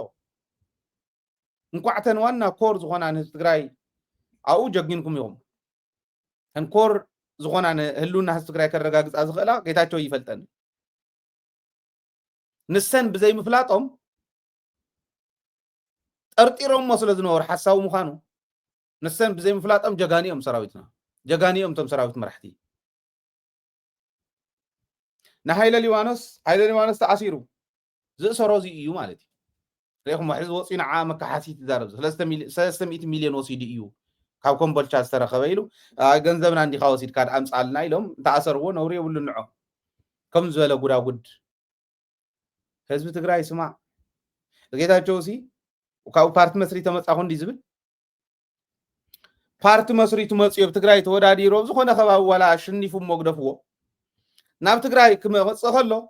እግሩ ፀሪጉ ይኣቱ እግሩ ፀሪጉ ይወፅእ ዓይነት ኢልካ ክትውስነሉ ዝግብኦ ሰብ ከምዚ ዝበለ ሰብ እንታይ በጠላት በራሳቸው አይድረስ ዝበለ ብርሃኑ ጁላ ኣብ ፀላኢኻ እውን ክትበፅሕ ዘይትምነዮ ዓይነት ርግማን ዝተሸከመ ሰብ እዩ እዚስ ናብ ትግራይ መፂኹ ወዳደር ፓርቲ መስሪቱ ሞይትረፍ ከኣቱ ክወፅእ ከለውን እንታይ ሓመድ ትግራይ እውን ሒዙ ከይወፅእ ሓመድ ካሊእ እውን ሒዙልና ከይኣቱ ምጥንቃቅ ካብ ዘድልዮም ሰባት ሓደ እዚኦም እዮም እምበኣር ከምዚ ዓይነት ምፍራስ ከዱልካ ዘለዎ ማለት ናይ ድሮን ራእዩ ድሮን ገዚእና ፀረ ድሮን ንእቱ ኢልና ከምዚ ኣየራት ኣትዋ ነይረን ይብል መን ይጠዊቕዎ እንደንገርኒ መን ጠወቆ ዝቆልዓዚ ሰብዚ ምሽጥር ዓድኻ ሰሕሊፍካ ትህብ ሞታ ትግራይ ካብ ትግራይ ተፈጢርካ ትግራዋይ እናበልካ ትግራይ እኮ ሚስጥር ከየውፁ መልሓሶም ዝቆርፁ ጀጋኑ ሓለው ታዋርዲያ ዘለዓለሞም እንዳስታወስናዮ ንነብር ሓወልቲ ዘለውዋ ኮይ በዓል ክንደያ እዚ ግርፍጥ ኣይኮነን ዝብለኩም ዘሎ تجارة لايك نديا كم كويم نيرو كاودبون تحوهات كم زول سوات حزاز مصت كويا سمز مسرت واكويا كاو زليل كاسنا كم زول دب بيكا تودو مشتر انتي تطوق كازرططط ملحاسهم قريصهم مستر كيزاروز مسرت واودب انتي حاتت كايوم توت زولو طرمباتات حيزه ترخب اوزيكم كتصريو ململاكم زيرو خمس نبره فلت يعني اطريو وحزون يصري خمس بلا خمهروكم يزلو صرو درون ስለመግዛት ስንወያይ በአንድ ሰው ነው ሃንድል የሚያደርግ ይሄን ቀብድ ክፍለናል የሆኑ ከውጭ የሚመጡ በአፋር በኩል የሚመጡ ኤክስፐርቶች ኖ ኤክስፐርት ከእስራኤል ነው የሚመጡት ተብሎ ነው አንድ ደላላ ነው እንግዲህ ደብረጽዮንና ሳምኖታል ማለት ነው ስለዚህ ቀብድ ከፍለናል 1.4 ሚሊዮን ይበል ወዘተ ይበል እና በአፋር በኩል ይገቡና ኮምፒውተራቸውን ይዘው ድሮን ሲመጣ መጣል የሚችሉ አሁን ይሄ ወይ ድንቆላ መሆን አለበት እኔ ድሮን ቴክኖሎጂ በሚመለከት ለማንበብ ጸረ ድሮን ማን ሞክራለሁ እንደዚህ አይነት ማጂክ የለም ግን ተከፍሏል የትግራይ ዲያስፖራ የሰበሰበው ገንዘብ ነው ባከነ ብዙ ገንዘብ አለ የትግራይ ዲያስፖራ መጠየቅ መቻል አለበት ህዝብነቱ ውድብን ምፍል ላይ ከዓዚ ጥንቆላ መሆን አለበት አው እንዲኔር ወሰንን ይሉ እዚ ሰብአይ ኮይኑስ አዲስ አበባ ስለዝኸደ ማይ አዲስ አበባ ስለሰተየዲድ አመቱ ውሳነ ጥንቆላ ምዃን ተረዲው አው ዘይከራኸ ዘይምኖ ጥንቆላ ይዚዩ ዘይብል ጥንቆላ እዩ እዚ ሰይሰርሐልና ዘይብል ነይሩ ንመን ኢኻ ክትዕሽዎ እንታወዲ ንቕሓተ ህሊና መንእሰይ ትግራይ ዘይፈልጥ ዘይርድኦ ሰብ ምዃኑ እዩ ዝርዳእና ኣይርድኦን እዚና ንግንዘብ ሕዚ አው ከም ዘይነበረ ንጹህ ኮይኑ አነ ንጹህ የኸም ጲላጦስ ኢሉ ንሱ ንጹህ ንደብረጽዮን እሚንዎ ይብል ተወያይተን ወሰንን ኢሉ ከብቅዕ ከሎ ደብረጽዮን ኦፕሬት ገብራ ነይሩ ኮይኑ ይገርም እዩ ሕዚ ዳያስፖራ ትግራይ ገንዘብ ከይተዋፁ ማለት እዩ ንኸምዚ ዝበለ ሰው ኢሉ ናይ ጥንቆላ ዝመስል እዮም ጥቆምሉ ነይሮም ማለት እዩ ኢና እንጥቆመሉ ነርና እውን ይበለ ኢዱ ንጹህ ገይሩ ንእከለኦም ከም ዝገብርዎ ነይሮም ኢሉ እሕሊፉ ዝህብ ኤኒዌይ ብጠቕላላ ስለንመጾ ሓደ ብሓደ እናረኣና ስለንኸይድ ፀገም የብሉን ኣብኡ ክንሪኦ ዘለና ክንግንዘቦ ዘለና ግን ከም ትቅድም ኢለ ዝበልክዎ ዕላማ ኢንተርቪው ጌታቸው ሰለስተ እየን ህዝቢ ትግራይ ሓዝ ሰለስተ እየን ህዝብን ውድብን ምፍላይ ህዝብን ሰራዊትን ምፍላይ ሻዕብያ ካብ ብልጽግና ዝገደደ ኤርትራ ካብ ኢትዮጵያ ዝገደደ ጨፍጫፍ ፈጺማትልካ እሞ ግልጽ ኢልጋ ከይትሪኣ ሰላም ከይትፈጥር 360 ዲግሪ ተኸቢብካ ንበር ማለት እዩ እዚአን እየን ነይረን ኣይንሰምዓካን ሰራዊትና እውን ደጀኑ ህዝቢ ትግራይ እምበር ደጀኑ ጸላእትና ብልጽግና ይኮን ንጸላእቲ ከይዱ ዘማኽር ሰራዊት የብልናን ህዝብና ታዘላቶ እንኮ ውድብ ትሕመቕ ትጸብቕ ሕወሓት እያ የለዋን ካልኦት ኣይኮነን ዝብል ዘለኹ ገና እየን ኣብቲ ደረጃ ሕወሓት ኣይበፅሓን ንሪአን ስለ ዘለና ሓቂ ስለ ዝኾነ ሓሲና ከነጣብቀ ንደሊ ኣብኡ እስካዕ ዝበፅሓ እስካዕ ዝዕረያ እውን ብተልእኮ ተመኮረት ሕዚ ክተውፀት ትኽእል ንሳ እያ ህዝቢ ትግራይ ከመይ ይርአን ሕወሓት ፍሉጥ እዩ ዋላ ፀገም ዝፈጠረትሉ እንተኾነ ከምቲ ሓደ ግዜ ዝበልኩኹም ሰብኣይ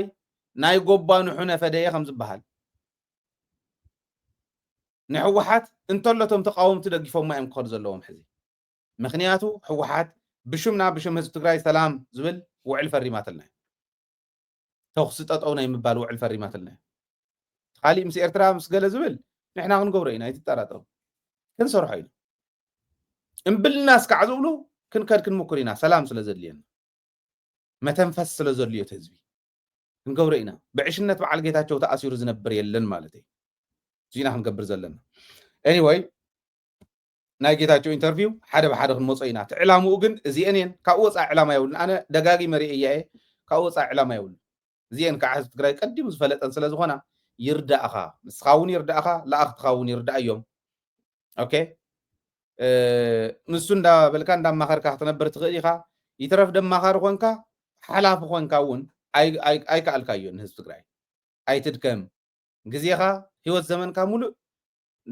ናይ ቡልሽዋት ኮይኑ ካብ ዝሓልፍ ተማዓራረ ይቅርታ ሓቲትካ ናብ ሰላም ተትመፅእ ዝሕሸካ ዝብል ምክረይ ክመክር ሞ ናብቱ ካሊእ መደብና ክንከድ ኢና ቅድሚያ ግን ሓንቲ መፋለጢት ርኢና ናብ ካሊእ መደብና ክንሰግር ኢና ፍርቂ ክፍለ ዘመን ሓሊፉ መን እዩ 51 ዓመት ደፊኡ መን እዩ እዚ ካብ 1966 ዓመተ ምህረት ጀሚሩ ንትግራይ ደው ዝበለ ኣብ ታሪክ ትግራይ ብሕታውን ዘመን ዘይርስዖን መን እዩ እዚ ካብቲ ቀደም ጥንቲ ሒዙ ንትግራይ ዝሓስብ ኣብ ብረታዊ ቃልሲ ህዝቢ ትግራይ ተርኡ ዝተፃወተ ዝተፈላለዩ ማሕበራት ትግራይ ክጣየሻ ካብ ጥንቲ ዝተጣየሸ በዓል ውዕለታ መን እዩ ታዚ ማሕበር ተጋሩ ሰሜን ኣሜሪካ ማተሰዓ ንፍርቂ ክፍለ ዘመን ምስ ትግራይ ማተሰዓ ሕዙን ኣብ ጎኒ ትግራይ ኮይኑ ኣብ ፀገማትን ኩናትን ደጀን ሕቆን ኮይኑ ኣብ ቅድሚት ተሰሪዑ ቃልሲ እናካየደ ፀንሐ ሕዙን ኣብ ልምዓት ትግራይን ኣብ ቅድሚት ዘሎ ማተሰዓ ንቐጻሉን ክህልው ከም ዝፍለጥ በብዓመቱ ፍሉይ ተዘክሮታት ገዲፎም ዝሓልፉ ፌስቲቫላት እናዳለወ ጽንዩ ልሙዓነት ድማ ከምቲ ልሙድ እቲ ባህንቀውታ ንጽብዩ ድሙቕ በዓል ፌስቲቫል ትግራይ ካብ 21 ሓምለ ክሳብ 27 ሓምለ 2025 ኣቆጻጽራ ፈረንጂ ኣብ ሲያትል ዋሽንግተን ክካየድ እዩ ኩለን ስቴታት ንሕንሕ ብዘለዎ ድሙቕ ስፖርታዊ ምንቅስቓስ ዝሳተፋሉ ዝተፈላለዩ ስፖርታዊ ምድላዋት ኩዕሶ እግሪ ኩዕሶ ኢድ ሲምፖዚየም ምድላው ሙዚቃ እቶም እንፈትዎም ከዋኽብቲ ትግራይ ኣብቲ ፌስቲቫል ናይ ጥበብ ማዕዲ እናቕረቡ ክቕንዩ ድምፃውያን ብርሃነ ሃይለ ሕሉፍ ዓለም ጸጋዛብ ገብረ ስላሴ ካልእ ሰርፕራይዝ ድማ ንፈልማ ግዜ መሬት ኣሜሪካ ዝረግጽ ውሩይ ድምፃዊ ኣለና ኣብቲ መድረኽ ክትረኸብዎ ኢኹም ኩሉ ግዜ ካብዚ ፌስቲቫል ዝርከብ ኣታዊ ንትግራይ ሎሙን ሙሉእ ኣታዊ ንትግራይ ሕዙን ባህልና ሓቢርና ነኽብር ይብላ ኣሎ ማሕበር ተጋሩ ሰሜን ኣሜሪካ ማተሰዓ ብድሓን ምፁ ስለዚ ከምቱ ዝረኣኹሞ ናይ ማተሰዓ ናይ ሎም ዘበን መበል 51 ዓመት እዩ ዝኸውን ዘሎ ባይዘወይ ማተሰዓ ቃልሲ ካብ ትጅምር ንሕወሓት እውን ትበልፀ ከባቢ 6 ወርሕን ልዕሊ እዩ ትበልፀ ንሕወሓት ምጅማር ማለት እዩ ብረታዊ ቃልሲ እውን እንተይተረፈ እዮም ክገብሩ በረኻ ወሪዶም መፅናዕቲ ዝገብሩ ነይሮም ናይ ዲፕሎማሲ ቃልሲ ከዓ እስካዛ ዓለት እዚኣ ሽዑ ዝነበሩ ወለዲ ደቆምን ደቂ ደቆምን ሒዞም ዝገብርዎ ዘለዉ ቃልሲ እውን ምርኣይ ይከኣል እዩ ኣብ ሲያትል የራኽበና ኢሎም ኣለዉ ካብ 21 እስካብ 27 ሓምለ እሞ ናብቱ ካሊእ መደብና ክንምለስ ከለና ሽርሒ ሽዋ በዚ ዘበቅዕ ኣይኮነን ብበዓል ጌታቸው ከም ጥሩምባ እናነፋሕኻ ብሪሞት እንዳፀቐጥካ ንዕኦም ሒዝካ ዝግበር ጥራሕ ከይመስለኩም ሽርሒ ሽዋ ይቕፅል እዩ ዘሎ እቲ መንእሰይ ትግራይ ኣየዋፀናን ምስ ዝዓዲ እዚኣ ነፃ ሃገርና ንምስርት ኢሉ ክኸድ ከሎ ኖ ነዚ የታሊልና ኣህዳውነት ሓደ የጋራ ሃገራዊ ኣስተሳሰብ የጋራ ምናምን ክንምስርት ኢና ዝብለካ ዘሎ ጌታቸው ከምዚ እንዳገበሩ እናሃለዉ በቲ ጎኒ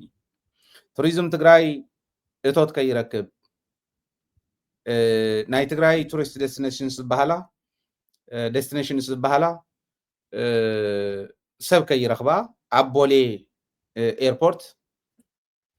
ይኽልከል ኣሎ ቅድሚ ሕዚ ትግራይ ባ ከምዚ ክኾን እዩ ኩናት ባ ክላዓሊ ተባሂሉ ንትግራይ ከይኸዱ እናበሉ እናኣገዱ ነይሮም እዮም ሕዚ ከዓ ኣብ ከባቢ ጉንበት ሕዚ ኣብ ዝወር ሕዚ እውን ምኽልካል ቀፂሎም ኣለዉ ናይ ቱሪዝም ቢሮ ናይ ትግራይ እዚ ሕዚ ትሪእዎ ዘለኹም ፅሑፍ ኣውፅኡ ኣሎ ቱሪዝም ትግራይ ንምድኻም እቲ ዝዓነወ ኢኮኖሚ ከይህነፅ ትግራይ ሰላም ከይረክብ ናይ ቱሪስት ዴስቲኔሽንስ ናይ ትግራይ ጎምናይ ሓዋፅ ከይረኽባ ኮነ ተባሂሉ ዝግበር ዘሎ ናይ ጉዕዞ ክልከላ ናይ ሓሶት ፕሮፓጋንዳ እዚኣቶም ጠጠው ክብሉ ክኽእሉ ኣለዎም እዩ ዝብል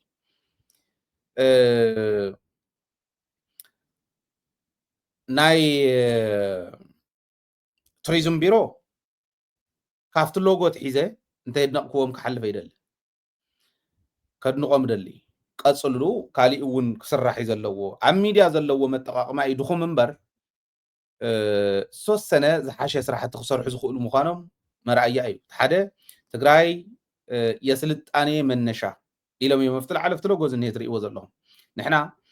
ኢትዮጵያ ትበሃል ዓዲ ምድረ ቀደምት ላንድ ኦፍ ኦሪጂንስ ተባሂላ ንክትፅዋዕ 9% ኣብ ትግራይ ዘሎ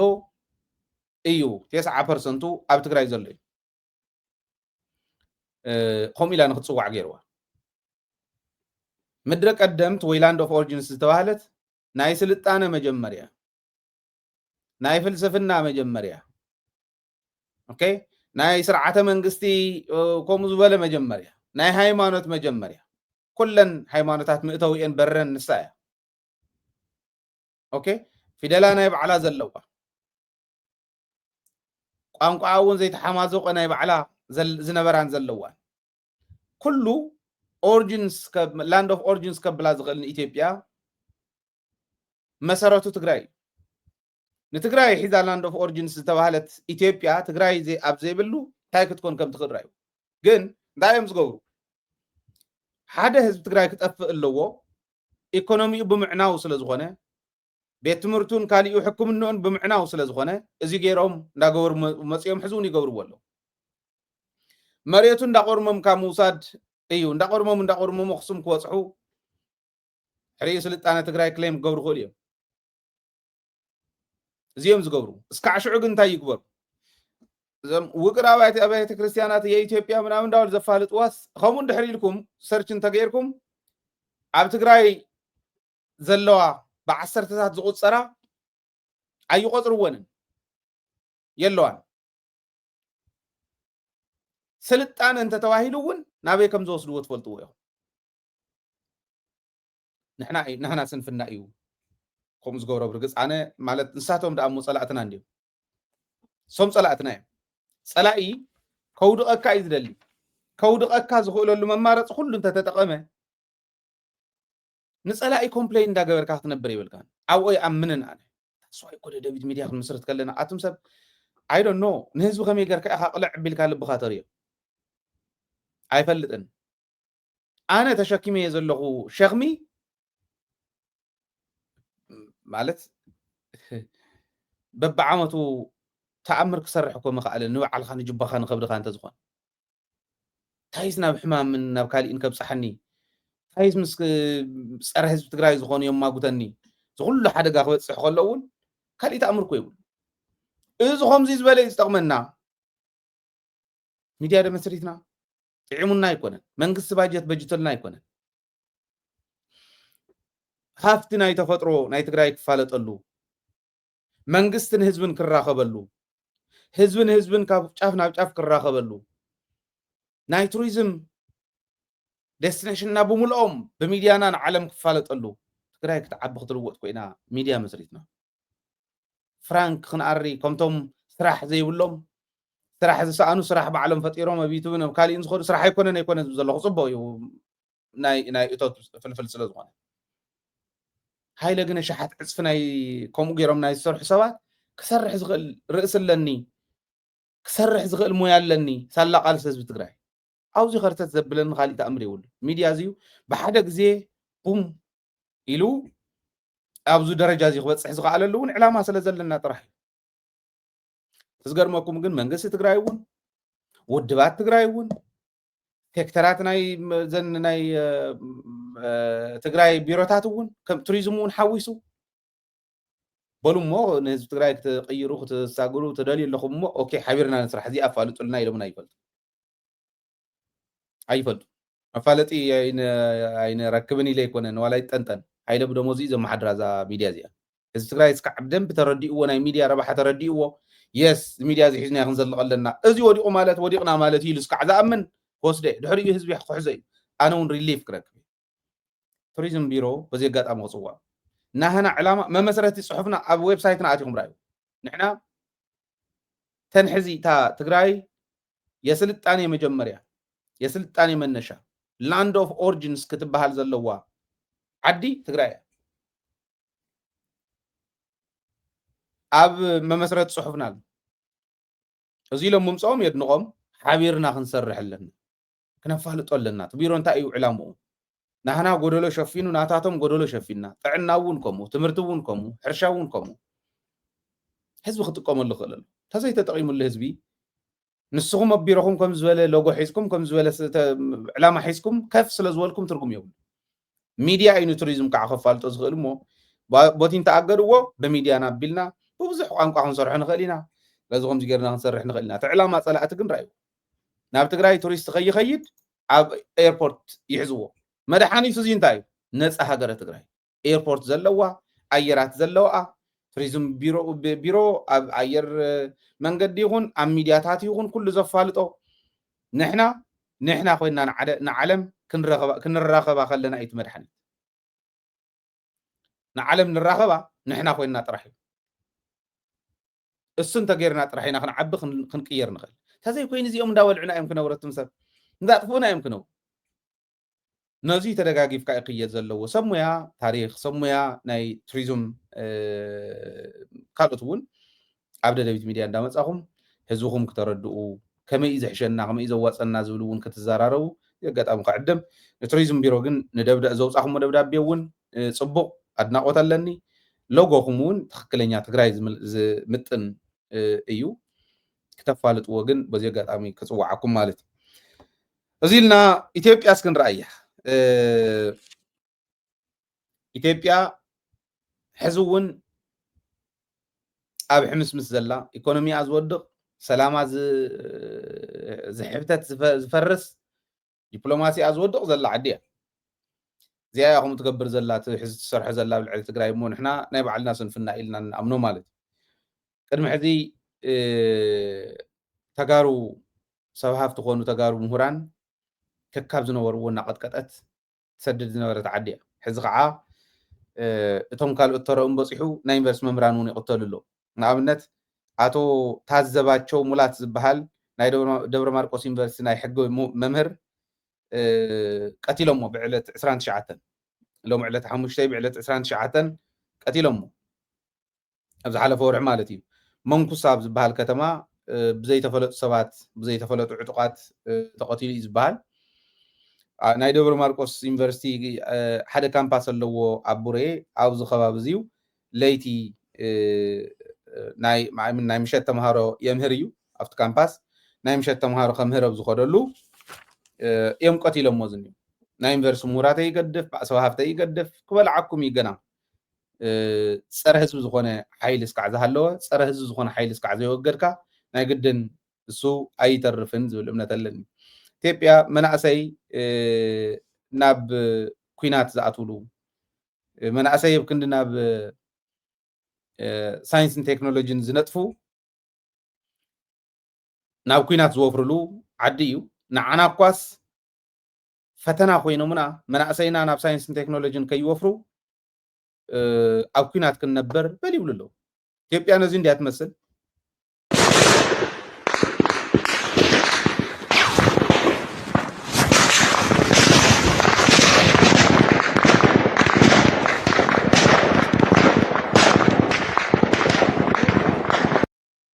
ኢትዮጵያ እዚኣ ኣብ ኩሉ ከባቢ ኣብ ኦሮሚያ እዚ ኣሎ ኣብ ኣምሓራ እዚ ኣሎ ኣብ ትግራይ እዚ ነይሩ ሕዚ እውን ክህሉ በል ይብሉ ኣለዉ ጥሩምባ ኣምፂኦም ከምቲ ዓንተ ወይ ዝረኣኹሞ ገልዒ ከምኡ ዝበሉ ሰባት ኣምፂኦም እውን በል ይብሉና ኣብ ዓፋር ከምኡ እዩ ኣብ ሶማልያ ከምኡ እዩ ኣብ ደቡብ ዝነበራ 4 ዝኾና ክልላት ከምኡ እዩ ጋምቤላ ከምኡ እዩ ቤንሻንጉል ከምኡ እዩ ኣዲስ ኣበባ እውን ከኣቱና ኢሎም ሕዚ ኣብ ስጋኣት ኣሎ እዚኣ እያ ኢትዮጵያ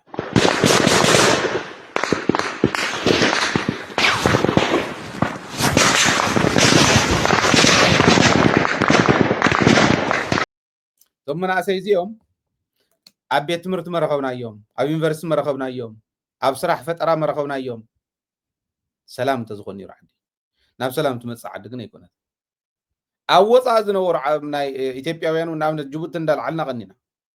ሕዚ ናብ ልመና ኣትዮም ኣለዉ ብቀዳማይ ይፍክሩ ነይሩ እሞ እንደትግበራ ጅቡቲ ንሕና ማይ ንባ ንሕና መብራህቲ ንባ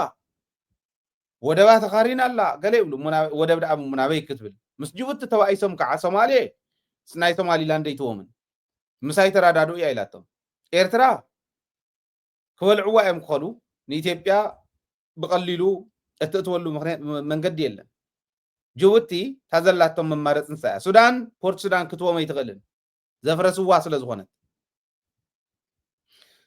ምስ ጅቡቲ ተባኢሶም ቀኒዮም እንታይ ይብሉ ነይሮም ምሁራን እንዳውፁ እሞ እንደትግበራ ዓፀፋ ክውሰድ እዩ كالي يبلو نيرهم جبتي كل نجار سلت فلت أبررتهم بلو ويزاهم يبلو له حزي ناي إثيوبيا كوميونيتي ناي إثيوبيا كوميونيتي نهاية ما نتبوتات حبرت سبحان الله إزينا بالمناعتين بجاهم نسلس صور حاونا سند الباز غون توصوا من لهم نفلتينا سلازي بجاهم يلوم نابل مناعتي ونابشم قلنا زغل جهرة نابشم قلنا عتيهم نابل منا تقرأيون عي مثلا إذا كما إثيوبيا يعني شو هون نو جزية وميلو قالوا جن عي مثلا قال سجهرة نفلطينا أو كلهم تحزز رأهم معينة أو تخصص العدي مستقرأ كتقط ما يتغل حدنا ناس كعزتنا عنا إثيوبيا تترف مخاليون كبدها زغلي يكون تنتقل أو جن بدن بي كنستوعب كن كلا الناي تخالي ناي أمريكان تشاينان زلوا أغنيات مرعيون دلايو إمباكت اللوو نايزن عبيتي حرامز من قصقاسات بفلاي ناي نقد من قصقاس أمون قون زلو زنبرة متفنان حزين لا ترقاقع يخد الله تشاينا كواب 125 جرات نيرا تعريف كواب أمريكا نزعتو أمريكا كعقب تشاينا نزعتو 145% ينير تعريف حزي تردادين كنيسون الله أمريكا ناب 30%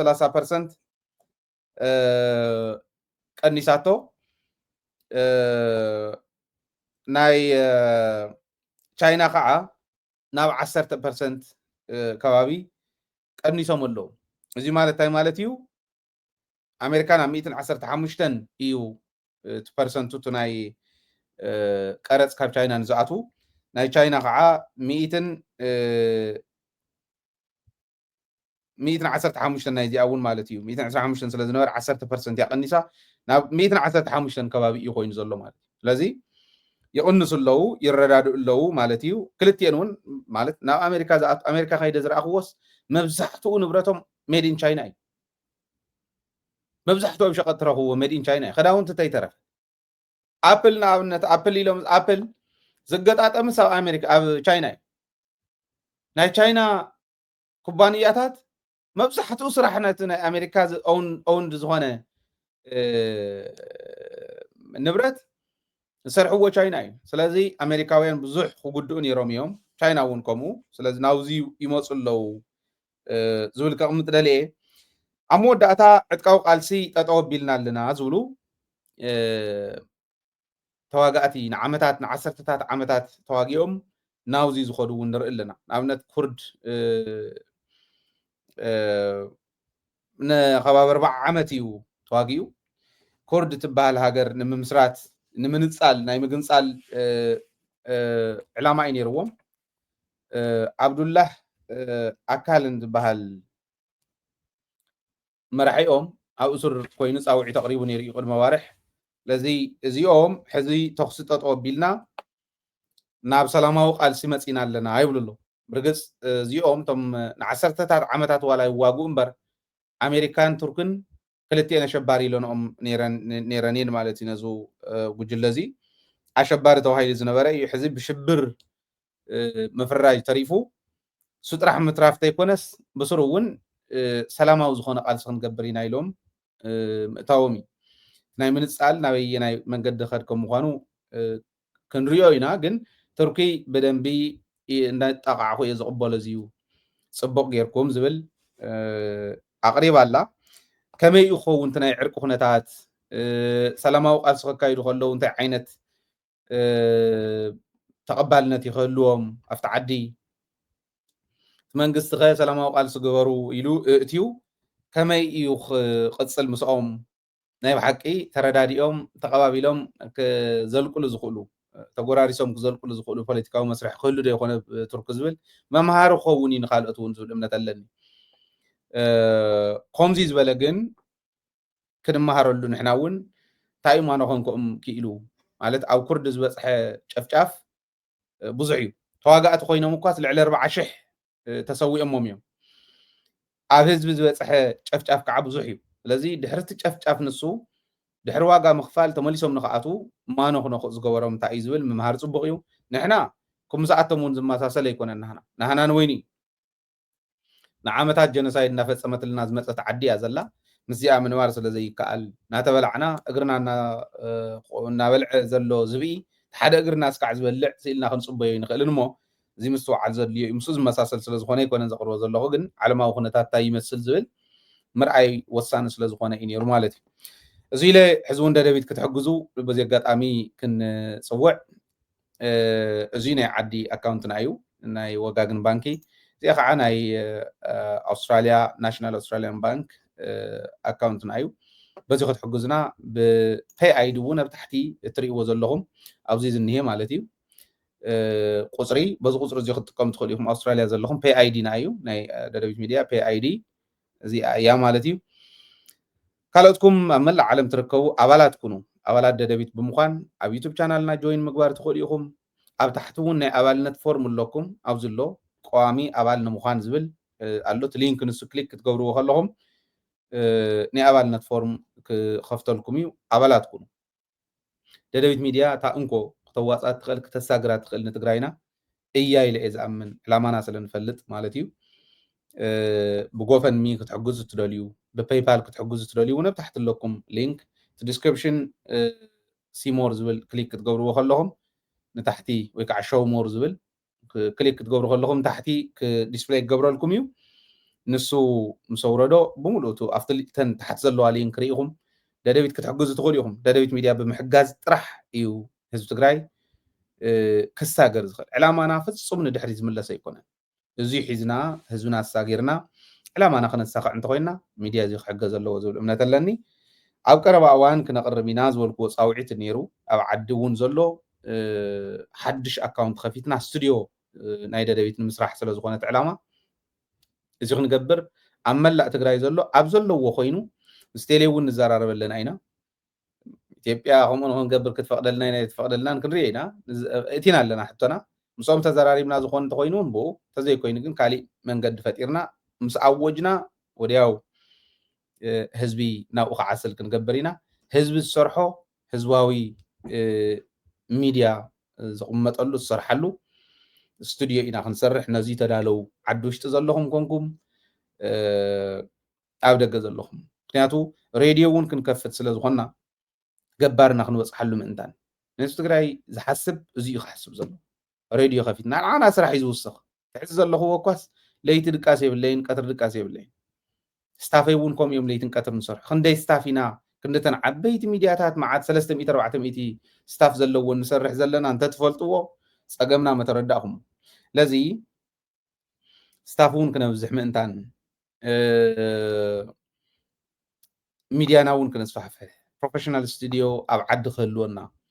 እዚ እንድሕር ደሊኹም ደደቢት ምሕጋዝ ናይ ግድን ክኸውን እዩ ማለት እዩ እዚ ፃውዒት ብምግባር ንሎም በዚ ክዛዝምየ ሰላም ምሳኹም ሰላምን ዓወትን ከዓ ምስ ጅግና ህዝብና ክኾን ትምኒተ እዩ ትግራይ ትዕወት